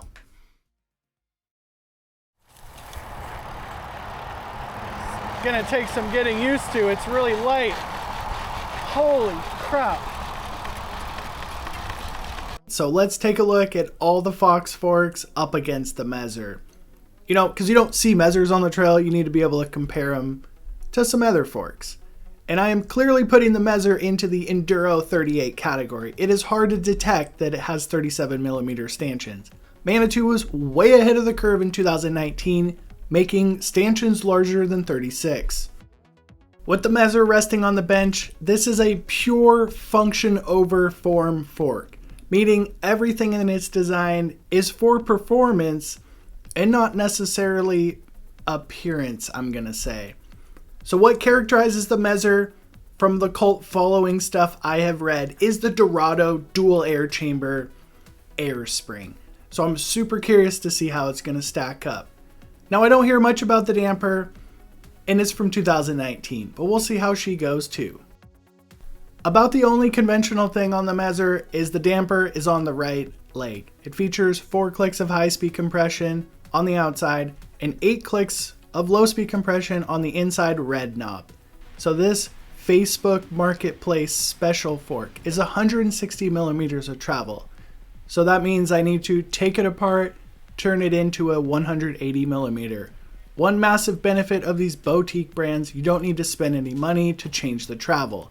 It looks like we got a couple Lego blocks inside the air spring to achieve a different travel. So leave it up to Manitou to reinvent the Schrader valve. So the Dorado air spring main chamber meaning the one you set sag with, is on the bottom. Running into serious trouble almost right away. The tiny screw that holds the rebound knob on was basically cemented in with Loctite. This goes for any fork that's never been taken apart. Like straight out of the factory, they're not assembled with love, so you'll run into weird issues like this. All brands, not just Manitou. So here's the bottom portion of the Dorado air spring, and these clips I'm holding on to add and remove travel. So you basically have a 160 millimeter fork with 3 clips. Now a close inspection of this air spring, it's extremely simple.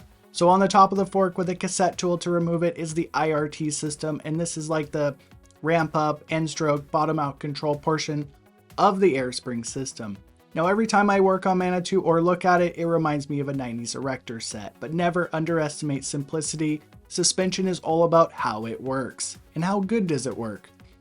Considering this fork came out in 2019, these are the largest lower leg bushings I have ever seen in a fork this old. RockShox and Fox in that day were basically these tiny super tight bushings, but I did read online that some Manitou Mezzers do have some bushing concerns. The Mezzer's reverse arch has a whole bunch of cutouts, so it's all function and no form. In my opinion, it's pretty darn ugly, and it's also a massive mud trap and nightmare to clean. So let's throw that Mezzer on the scale, and she comes in about 4 pounds and 7 ounces, which is lighter than a Fox 36. So basically I'm going to call the Mezzer Muhammad Ali. Float like a butterfly, sting like a bee. The lightest fork thus far in the list is the 2024 RockShox Lyrik, coming in at 4 pounds and 4 ounces. So the Mezzer is 4 ounces heavier, and it goes up to 180 millimeters of travel, and you're going to have to watch the video to see how this fork rides. The reverse arch, I don't know if anyone likes it, but it does save a lot of weight. So it'll be on the Specialized Kenevo, and it'll be a really good test for the upper realm of the Manitou's Mezzer's capability. The Mezzer feels like a plush bucket. Pretty impressive so far. But can you spot the problem? I was trying to make this 180 millimeter fork, and it looks oddly like a 160. All boutique brands. DVO OTT system, EXT dual chamber, Ohlins, all of them. If you have a problem like this, you just basically deflate all the air chambers, read the directions very specifically and follow them, and it should return to normal travel. Like this fork, you inflate the top IRT bottom out chamber first, and then the main chamber on the bottom. All set, 180 millimeters of travel. So it definitely feels weird. Like with no arch in front of you, the wheel almost feels like naked or something. So it's super plush, like incredibly plush. So I have it in all the recommended air pressure settings with the rebound in the middle, but we have the compression wide open just to gauge how the air spring's gonna feel. Oh boy. Oh, it's kind of weird.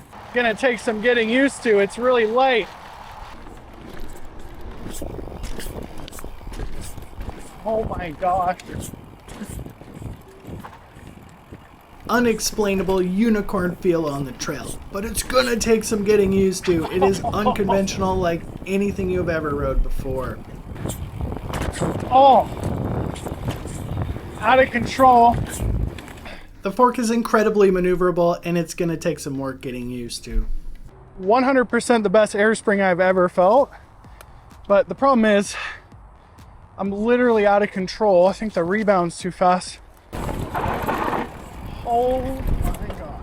The rebound range in the Mezzer is massive. It may have 10 clicks, but it feels like 20 from RockShox. Slowing it down 2 clicks definitely got this fork in control. Now I'm trying to isolate the air spring at this time so the compression is wide open. The Mezzer is so maneuverable, you need to adjust to it. If you're coming from Fox 38, that steers kind of slow. This steers like a Lyrik, but it does not feel like a Lyrik in any other way other than its steering response. And we're gonna go 50% compression. With the limited number of clicks, I'm curious to see on the compression side how big the range is. Taking it out with 50% compression for run 3, let's see how it went. 50% rebound.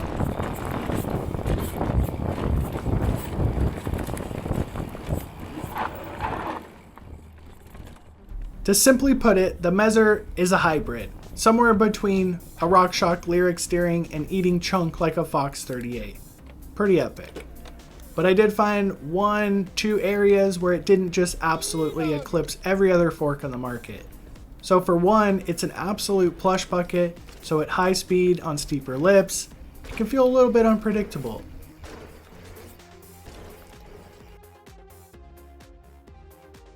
So day 2, we're gonna try 99 PSI, it was at 73. We got a low volume, like it only takes a few little pumps in the top IRT chamber.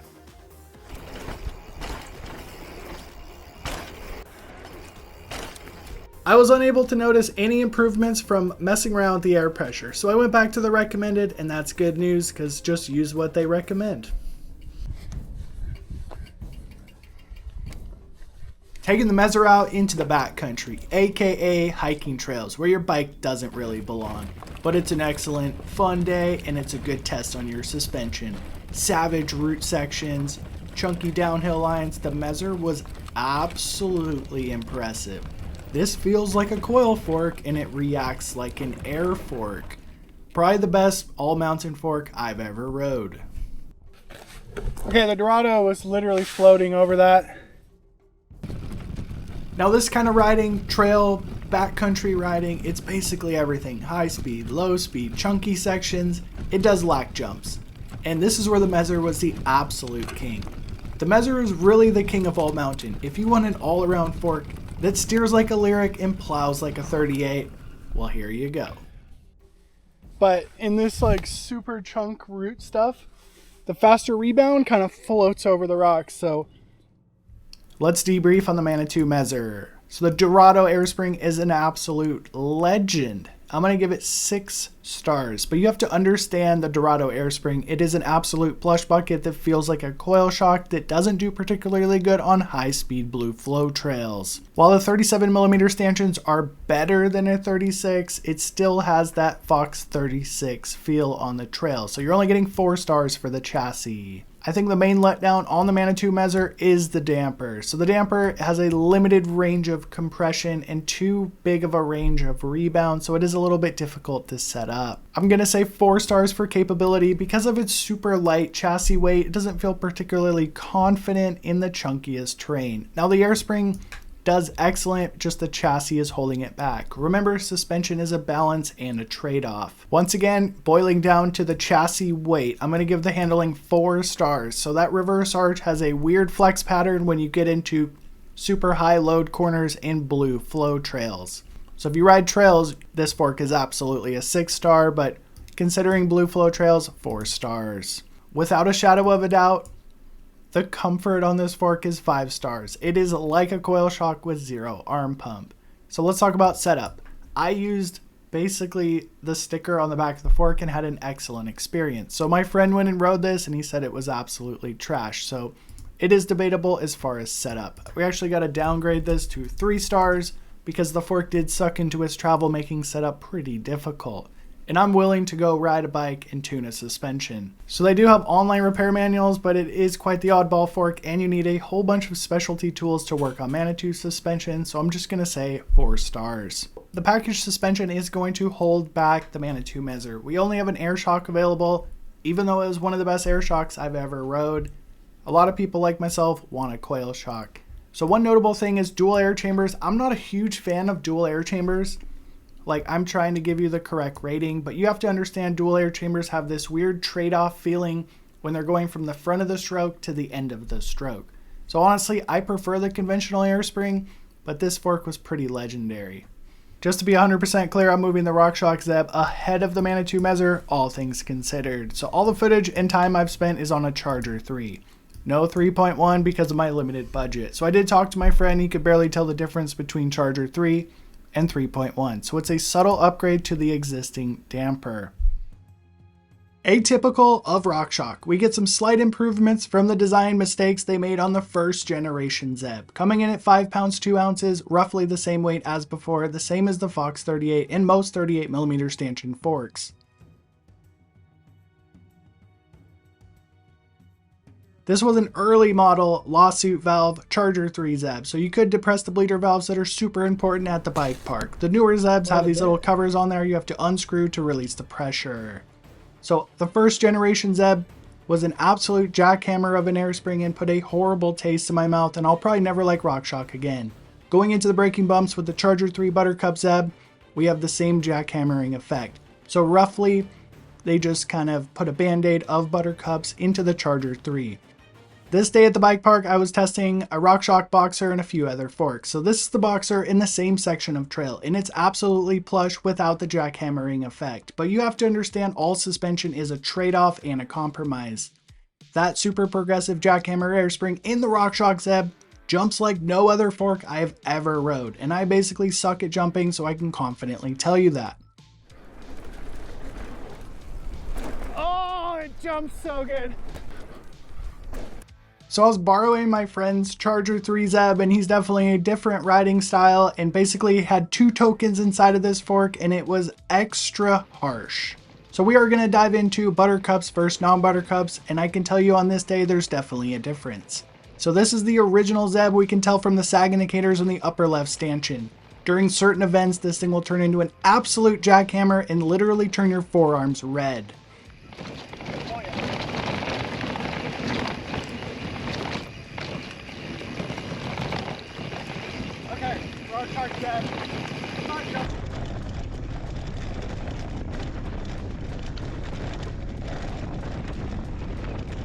Switching out ZEBs that day, I went into that same exact trail with the Buttercups Charger 3 ZEB, and it's like putting rubber handles on your jackhammer air spring. It definitely helps to have rubber handles. So whatever it's worth, I'll put them side by side for you. So any progressive air spring, doesn't matter if it's Fox or RockShox, it's basically going to give you that same jackhammering effect. So don't think I'm just a pure RockShox hater. I'm ranking this way up on the list for good reason. Here's a couple takeaways from the ZEB Bike Park Day. We have a super stiff air spring that gave me an insane amount of arm pump. It's pretty simple to set up with the RockShox tuning app. You're basically stuck with this progressive air spring, and trying to tune it doesn't really do much. It's super excellent at jumping and tracking and in the corners. After an extensive amount of research, watching every single YouTube video, every document I could read, I pulled the tokens out of this fork, speeded the rebound up, and the performance definitely went up. So this is one of the best cornering forks because of that progressive air spring. It stands up in its travel, and you can basically push into it, and it's awesome on blue flow trails. Problem is, when you're going through the roots, it basically kind of skips over the top of them and doesn't give you a lot of traction. So it is not the best balanced fork on the list. Now let's zoom out. You cannot underplay package suspension. RockShox makes really good shocks. They are substantially more reliable than a Fox Float X2, etc. So let me tell you about my time with the Vivid and the ZEB. So this was a different ZEB. I was borrowing this bike while mine was broken. I discovered one super positive thing about the ZEB. So this is a 170mm ZEB Charger 3. And essentially, basically the same exact results as you just watched, but I have to let you in on a secret. So I was borrowing this fork the day at the bike park, and it was 160mm of travel. So I'm going to say the ZEB is better in the lower travel numbers, like 160. I don't know if they make a 150.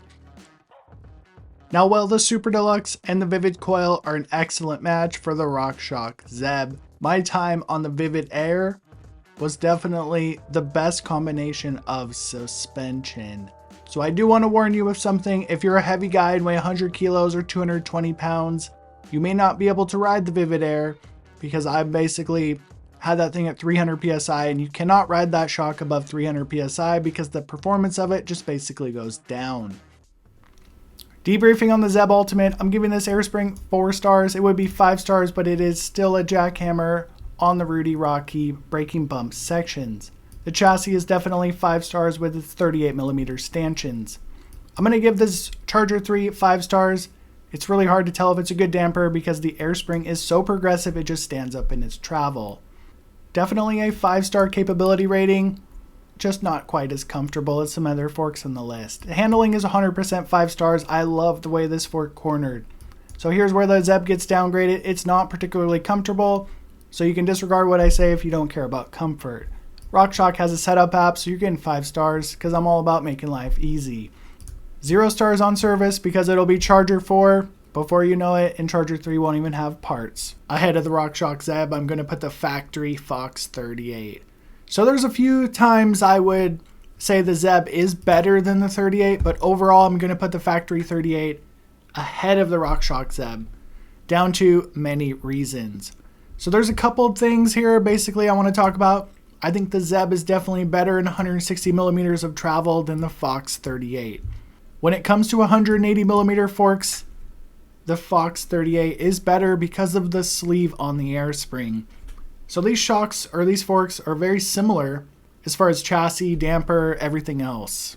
What the real difference lies in is the character of the air spring. So the ZEB is definitely reigning supreme in those blue flow trails because of the progressive nature.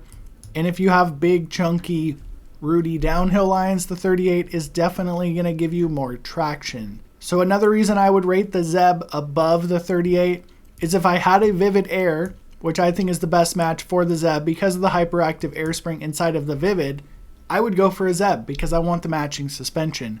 I can tell you, when I rode the DHX2 with the Fox 38, it was literally the best harmony of suspension I have ever had on my bike. And the Fox 38 and the DHX2 is geared towards more chunky downhill trails. Now both suspensions do work in both terrains, they just excel in these perspective areas.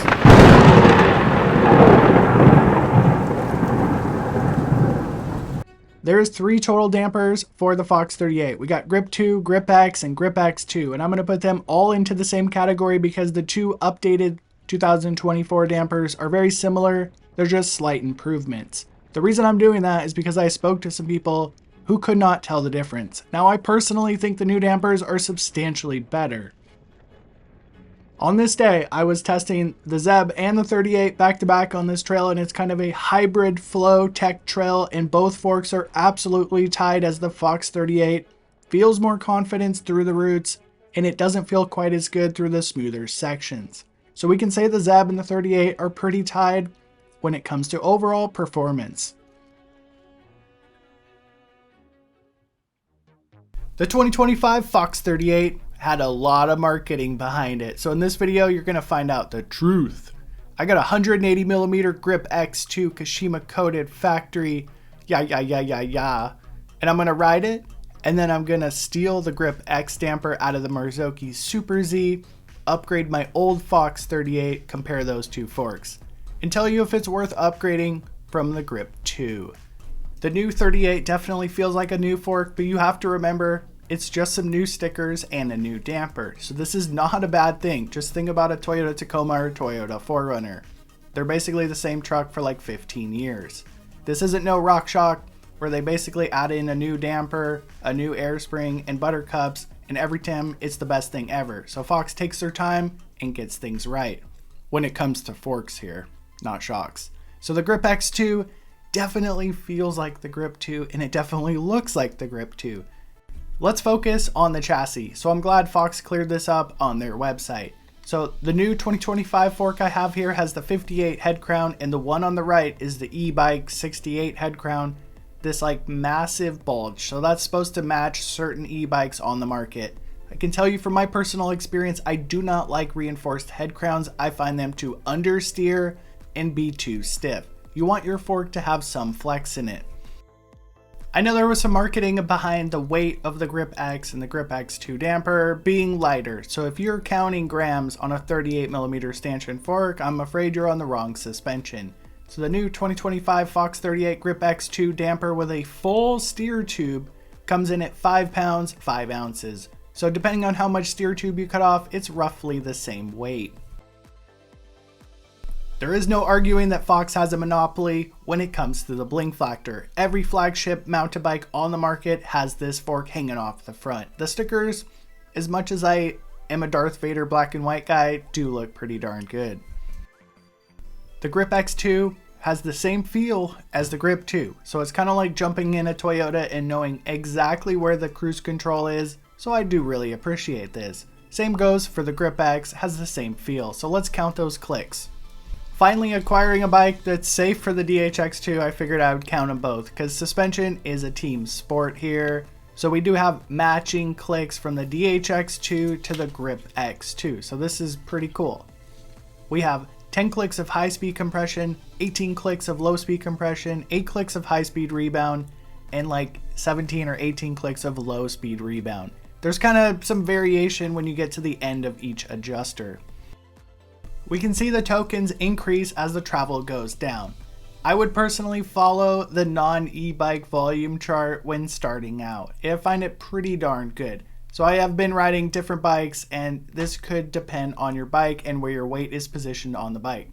Scrolling through the rest of the setup guide from Fox, if you weigh 220 pounds or 100 kilograms like myself and you set your rebound to this chart, you're going to have an extremely bad experience. Throw your Fox 38 in the trash can and probably buy a ZEB. You need to get the rebound to at least the middle to get the proper performance, because the rebound will literally choke this shock up. One of the major updates for Fox for the 2025 years, we got rid of this white suspension fluid. The 5-way Teflon fluid, it wasn't bad motor oil or suspension oil, it just didn't give the best performance. So the best suspension tuner guys I've talked to says always start with tuning it with oil. Lighter oil, softer feel. Thicker oil, harder feel. So this red Motor X oil is legendary and will give your fork more performance regardless of what damper you have. So try not to fall into the upgrade trap. A simple oil change on your existing Grip 2 damper may be all the results you want. So this is the Grip 2 compression assembly, the most important part about the damper. And now we're going to look at the Grip X compression assembly. We see the base valve is definitely bigger, so it's going to quote unquote flow more oil.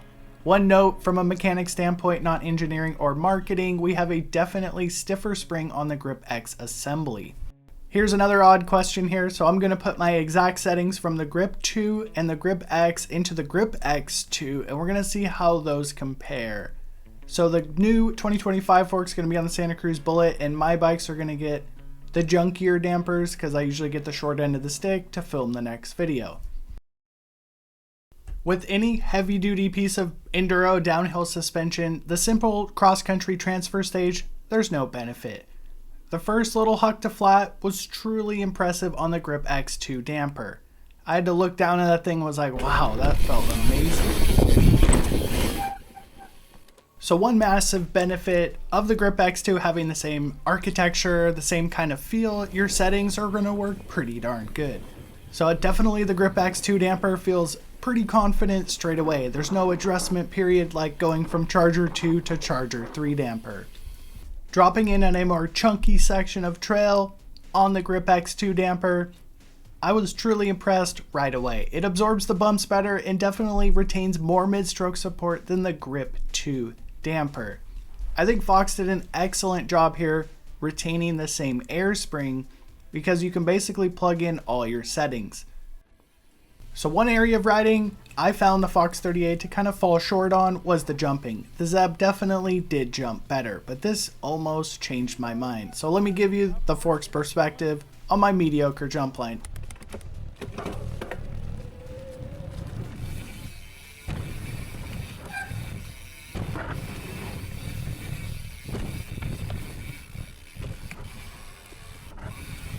The Grip X2 and the Grip X definitely stay higher in their travel than the previous Grip 2, so this is a subtle improvement. There is no masking the plush bucket air spring in the Fox 38. That Grip X2 damper felt outstanding. So one reason I put the nice new fork on my friend's bike so I could retain the old Grip 2 damper on my Rocky Mountain altitude so I could really feel the difference on the same section of trail. The Grip 2 definitely felt good on this section, but not quite as composed. Past all the marketing, the Grip X2 was definitely giving me more confidence in the steep, chunkier sections of trail. The damping has definitely increased. I don't know if it's $1,300 increase, but a damper upgrade, most likely. I'm giving the Fox 38 4 stars on the air spring, so it is a super plush bucket like a Coil. But if you go back to back on a dual air chamber EXT fork against the 38, you're going to get more arm pump on the 38 because of its more conventional style air spring. So dual air chambers are more isolating from the trail. The 38 air spring is also geared towards the chunk more than the blue flow trail, so it's not a perfectly balanced air spring. I'm giving this chassis 6 stars for the simple reason of Kashima coating. It is a subtle flex. It's like a lifted truck. It looks good standing still. I'm going to give the damper 6 stars from my own perspective on the Grip X and Grip X2. But after speaking to many people and no one could tell the difference between Grip 2 and Grip X, I'm just going to stick to 5 stars. Definite 5-star capability rating on the Fox 38. I love 38mm stanchion forks for the sole reason that they corner better than 36s. Or 37s, I guess. So the comfort level is definitely an increase from the RockShoxZEB. So that is one trade-off, blue flow trail prowess or slightly more comfort. So basically this is kind of better for normal trail riding and big chunky downhill lines. Setup on Fox stuff is always pretty challenging, so I'm going to give it 3 stars, having to use a combination of tokens and compression for the bottom out control. This is 100% theory here, but I'm going to go off track for a second. I think RockShox uses progressive air springs because it is a band-aid for bad setup. So more people are going to have a better time with a progressive air spring because it's just simply easier to set up. It's harder to bottom it out. On the Fox 38, you got to put some work in, some time, kind of know what you're doing. The logic behind this is the Fox 38 Rhythm has a progressive air spring in the Marzocchi Super Z. So it's for the super advanced and the super beginners. Next on the chopping block, we got the DVO Onyx 38.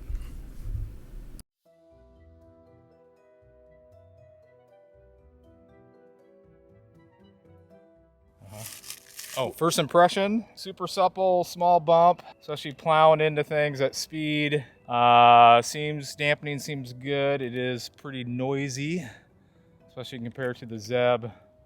Really supple, hitting the stutter bumps on the Onyx. Depending on your bicycle platform, your experience may vary on all the forks on the list. So I can tell you the DVO Onyx 38 on my Specialized Kenevo with a ridiculously long wheelbase is absolutely insane. So understand the Kenevo is a rear wheel bias bicycle, basically a downhill bike. Throwing this on a trek rail, basically the fork becomes a little bit divey. Diving into the chassis on the Onyx 38, so it does look like a standard 38mm stanchion fork when you're looking at it on the bench, but you have to understand DVO is a small company out of California that thoroughly tests their stuff on the trail and compares it to dyno data and makes a logical decision. So there's no optional stupid reinforced head crown on this fork. Probably because they tested one on the trail and they suck. The fork features a 5mm pinch bolt, but it also includes a thoughtful 5mm axle, so you only need one tool to take the wheel off and on.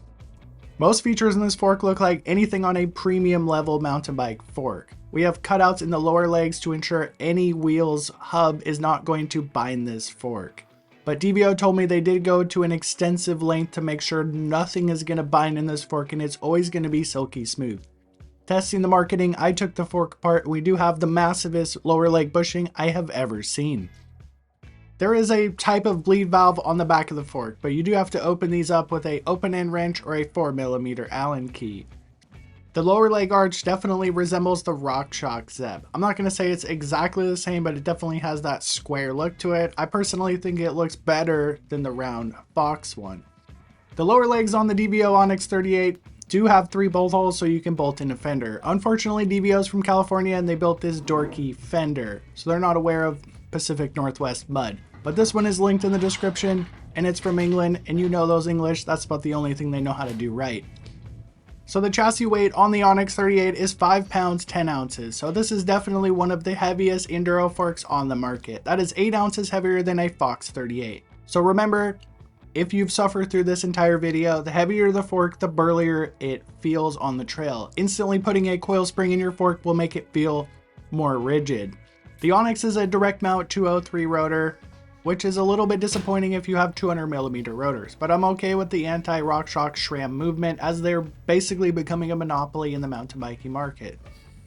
The logo wing on the Onyx 38 is heat transferred on, so the only option you have is to put stickers over the existing logos. This brings us into the internals of the fork, the really important part. So this is the most conventional looking air spring I've ever seen from a RockShox fork 15 years ago, using the same style of tokens and a cassette tool to put them in. But do not be fooled. DVO put a lot of time into the air spring on this fork, and that's why it's second place. A massive green knob on the lower leg lets you know you have 20 clicks of rebound. So the compression assembly is very unique. It's not my personal favorite. We have 36 total clicks of high-speed compression, but they're measured in full rotation, so you can do the math there. We have 5 clicks of low-speed compression because DVO says if you need more than 5 clicks of low, you have your fork set up wrong. So let's focus on the entire compression damper assembly. So I'm not very educated, and you can take it for what it's worth. I don't really care about the rebound assembly, so let's focus on the compression assembly because in my humble opinion, this is the most important part. So DVO does some really weird trickery with their bladders. It's basically when the fork compresses, the bladder squeezes down. So it is one of the last holdouts for a bladder style compression assembly. I don't see a massive benefit from bladder style compression assemblies, but this damper does work excellent and has pretty darn good mid-stroke support. Like most of the mountain bike brands on the market, it has a larger main base valve for the 2024 year. Full service on this fork can be achieved at home with basic hand tools and the directions provided by DVO. So this is no European proprietary product stuff.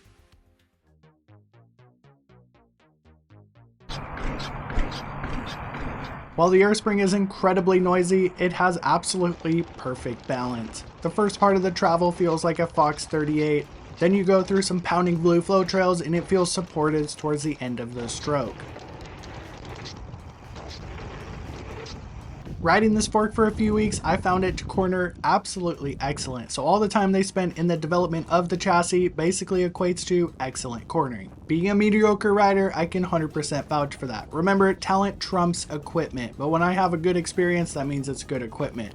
Got some chunky trails? Do not fear because the Onyx eats chunk like a Fox 38. You move it into some blue flow trails and it jumps almost as good as a ZEB. Just remember, balance is the key in suspension.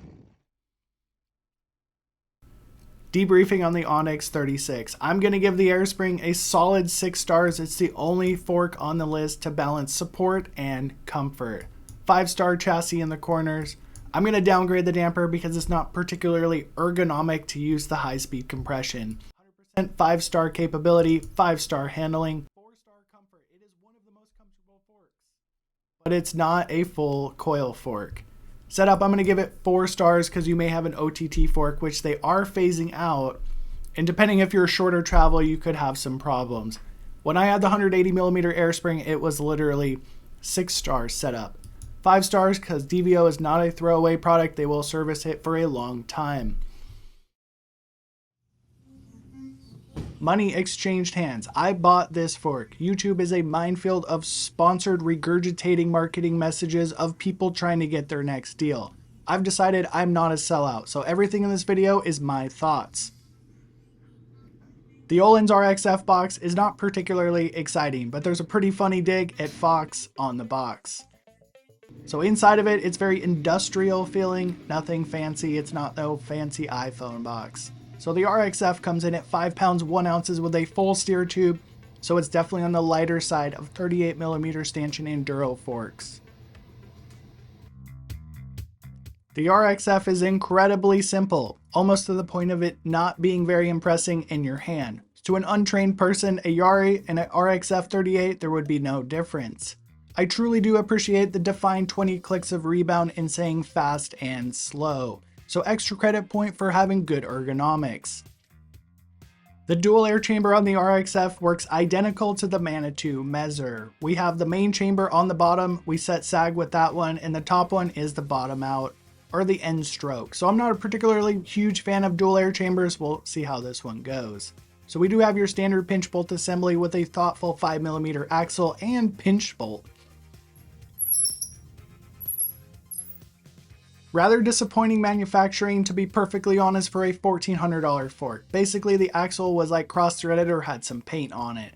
The direct mount 200mm rotors on this fork are a good thing, but they did leave quite a bit of tape on them from when they painted it.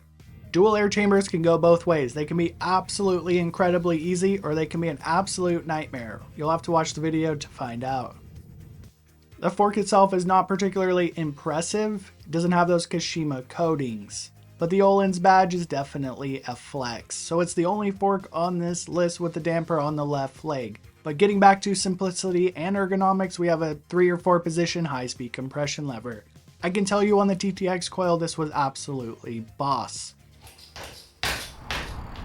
Okay, it feels super plush. Definitely set the fork up to the lighter air pressures off the recommended sticker.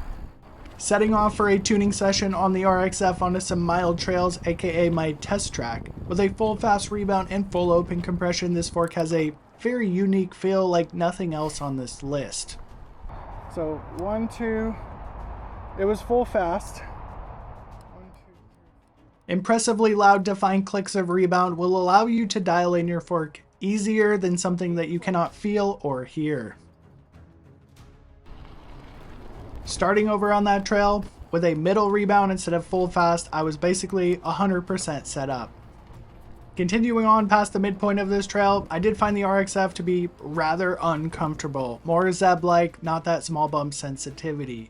So always searching for some balance of comfort and performance, I dumped a bunch of pressure from both chambers and took it back out. Dumping a ton of air out of both chambers effectively made the fork use more travel, but it was not quite as composed as before, and there was no additional comfort from dumping air. So remember, this is like advanced quote-unquote suspension technology for racing, so comfort's gonna take a back seat. Returning the air chambers to the recommended setting is good news because basically you can trust the sticker on the back of the leg. Moving on to middle compression and see how it goes. The compression on the RXF is the most effective in the entire mountain biking industry with like 3 or 4 clicks, but you can put it between the clicks. So I put everything into the middle and I was completely dialed with this fork in like 15 minutes.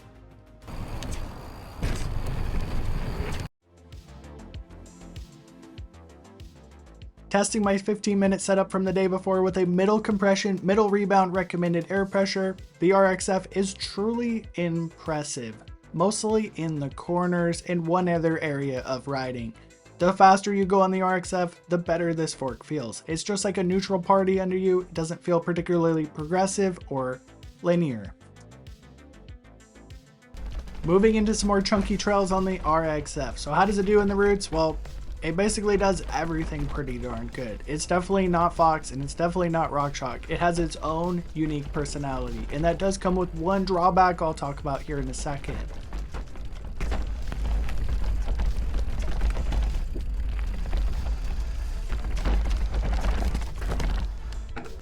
Being one of the brand new forks on the list, this fork was utterly and absolutely silent when I pulled it out of the box for the first week. As the fork started to break in, it does make noise, but it's definitely one of the quietest forks on the entire list, equalizing to a completely different experience than you're used to. Basically, you're just hearing the ground underneath you.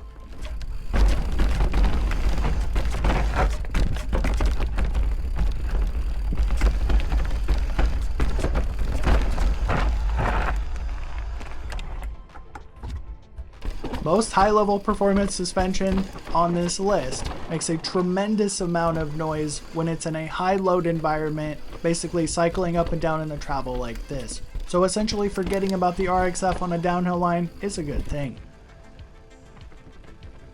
The RXF's perfect balanced air spring basically doesn't have the jackhammering effect of RockShox. It doesn't contour to the ground and go slow like Fox. It's just right in the middle, perfectly balanced. The only difference between the DVO and this air spring, the Ohlins air spring, is definitely giving me less arm pump. Let me tell you the biggest problem with the RXF, and you're looking at it right here. So I was running a push coil with the RXF fork, and basically the front and rear balance is off because the RXF is so unique in nature. Switching the push coil out for a Suntour Voro. The balance of the bike somewhat returned by bolting in the Suntour Voro. It's very neutral rear shock, but do not underplay the value of package suspension. So I did order an Ohlins air shock, and that'll be another video. Debriefing on the Ohlins RXF 38. So the air spring is 5 stars. The chassis is 5 stars. The damper is 6 stars because it is 3-position high-speed compression lever, and it is the easiest one to use on the entire list. Standard 5-star capability rating for its 38mm stanchions. So this is where Ohlins really separates from the crowd. The whole system works so good that it is the best handling, the best cornering fork on the entire list. It's not particularly comfortable in its factory configuration with the negative token installed, but it's very hard to explain because you do not get any arm pump. With the damper so incredibly easy to use, I'm going to give it a full 5-star rating. So it is a Gucci brand, so let's downgrade the service rating because I'm not particularly sure about servicing that fork. My truly humble opinion, I just think Ohlins understands suspension the best. The only fork I'm going to give a full 40 points to, and nothing is particularly good on this, it's just a whole package system. So there's a few things to think about here. Going back and forth between wanting a DVO 38 or an Ohlins 38. So here's a couple things to consider. There's no denying that the Ohlins fork is better than DVO, but it's also $300, $400 more. So the DVO is definitely better with the mismatch suspension. The Ohlins has a very unique feel, and I think you should buy an Ohlins shock for it. So when it comes to dual chambers versus single chambers, basically conventional air spring in the DVO, this is going to feel familiar to you if you're coming from RockShox. Once you jump on the Ohlins, it feels very unique. I'm not going to say bad or good. I personally prefer these conventional air springs. Special shout out to RockShox for building entry-level suspension to get people out on the trail. I never hear the end of what is the best budget fork. So here's the best budget fork in my opinion. It's an overstroked Fox 36 Rhythm or grip damper Marzocchi Z1 non-e-bike chassis. Once again, I may seem like a massive Suntour hater, but big props to Suntour to bringing in an affordable enduro fork to the market. Now I'm going to be 100% real with you, it is a throwaway fork that is hard to get serviced, but mad props to any brand bringing a fork to market under or at $600. Here's my 2 cents on mixed suspension. While the Vivid Air has a large negative volume chamber, effectively making it a very plush shock needing a whole bunch of tokens, very similar to the Fox 38, the damping theory is far different. Pairing the RockShox Vivid to the RockShoxZEB, they are polar opposite air springs. The ZEB is a 0-token super progressive fork, but the damping theory makes the harmony of those two suspensions phenomenal. There's always exceptions to the rule, so if you have an exceptional fork like the Manitou Mezzer, basically steering like a Lyrik, plowing like a 38, pairing it up with an EXT coil in the rear, the EXT coil basically has more pop than an air shock, basically mix it up and it's pretty legendary. So for my riding style, jibby, jumpy, surfy style, this is the best combination of suspension. But pick your favorite, don't listen to me. Now while the Ohlins has a perfect score of 40 from my trying to be fair judgment, let's focus on the top 10 forks on the list. So considering the Ohlins retails for $1,400, and this one did retail for $800, but you can get it for $300. The Suntour may be the best fork for you. So my main goal is to help people and weed you through the marketing. So let's put these forks into some categories. So the logic behind putting Ohlins and DVO into number 1 and number 2 is they balance progressive and plush. Most of the forks on the list go into one category. So just because I rank these number 1 and number 2 doesn't mean they're the best forks. You may love Plush Bucket 38 and you may love Progressive ZEB. So from my experience, 15% sag is the best with the plush forks, and these forks definitely do better in the longer travel configuration. So there's always exceptions to the rule. So a 200mm boxer, you may want to run a little bit more than 15% sag. So these progressive forks are definitely better in the shorter travel configuration, and I typically like them with more sag. So here's an area I feel like deserves some attention. So I kind of forgot about this video and I actually filmed it 2 years ago. So it's a 180mm Boxer Select Plus that came on my Specialized Knievo. And after giving it a fair analysis, it is definitely the most capable, the best handling, and the most comfortable fork on the entire list. So technically it is a heavy duty fork, but let's compare it to a 180mm ZEB R with an equal damper. If you're in the Pacific Northwest, this is the old Trail 6, so essentially it's not much elevation dump, but it's super chunky, rooty, basically an arm pump fatiguing trail. The Boxer is so confident through every single section of this trail, while having the best steering by a long shot. Essentially having so much trust in this fork, I was riding faster than I ever rode before. Switching in to the ZEB R on the same trail, Trail 6, same day. This is when I basically fell in love with dual crown forks.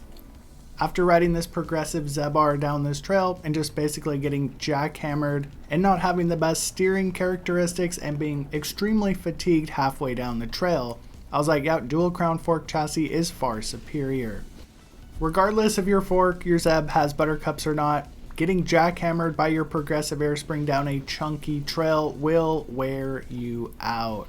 And don't forget, the steering characteristic of single crown fork is definitely inferior to the dual crown fork.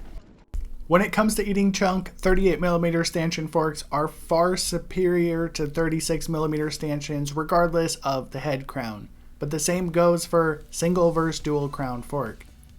Dual crown fork, no matter the stanchion size, is far superior in the chunk. So watch the clip on the right. Basically the ZEB R judders the camera so much and basically gives me additional fatigue. So these clips are synced up, and at the end of the trail I was substantially faster on the dual crown fork. So I'm not particularly scientific and don't look at dyno data, and I know suspension people get all fussy over my videos, but I'm looking for contributions. So why is 38mm stanchion forks steer better than 36s, and why do dual crown forks steer better than 38s? I can't give you a clear answer on why dual crown forks are substantially superior to single crown forks, but I can tell you I'm not going to go out and buy a dual crown fork. It just doesn't fit my riding style. Basically, I want to go buy a Mezzer after making this video. So let's check this out. We got 36mm stanchions versus 38mm stanchions, single air chamber versus dual air chamber, plush versus progressive. So the approaches in the suspension from these two designers is a polar opposite. So I think this could help a lot of people, so I'm gonna kind of re-edit this video. Don't go look for the original one because it's a mess. So I'm only allowed to spend about 6 seconds on this. The 38 steers better in the corners for an average rider like myself. That reinforced 36 with its understeer problems could be summed up to rider inexperience or improper setup. So let's focus on the other areas. So most of mountain biking for me in the Pacific Northwest is long road climbs, transfer stages, and slow speed riding to get to the downhill lines. So whenever I'm on a 36, that's why I kind of like 36 smaller stanchions. They're definitely more fun. So technically on this trail, the Lyrik is the best fork. But remember, it's all about balancing the up and the down. The low to medium speed riding on the 36 is far superior. You are more nimble and have a faster response time. So that's why I do kind of have a woody for those smaller stanchions.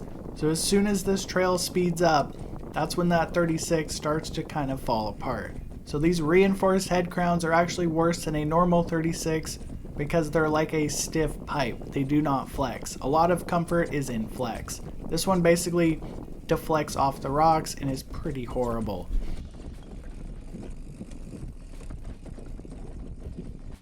Now there's something to be said about the dual air chambers. Now while the EXT Era is a progressive fork in its nature and does jump super good on those blue flow trails, the dual air chamber system essentially gives you less arm pump. So in theory, it is a better system. You're getting a progressive fork with less arm pump than a plush fork with a conventional air spring. But let me tell you, those dual air chambers have a very unique feel. They have a weird trade-off characteristic that feels unnatural because most of us, including myself, are used to Fox and RockShox. Switching forks out that day, going through the same section of trail. Essentially the transfer stage and the slow speed riding on the larger chassis Fox 38 is a substantially more dull experience. So remember, we gotta balance everything. So how does it trade off having the bigger chassis? The medium to higher speed sections of trail are substantially better on the Fox 38, but remember both the EXT and the Fox 38 both weigh about 5 pounds, which is about 2.5 kilograms.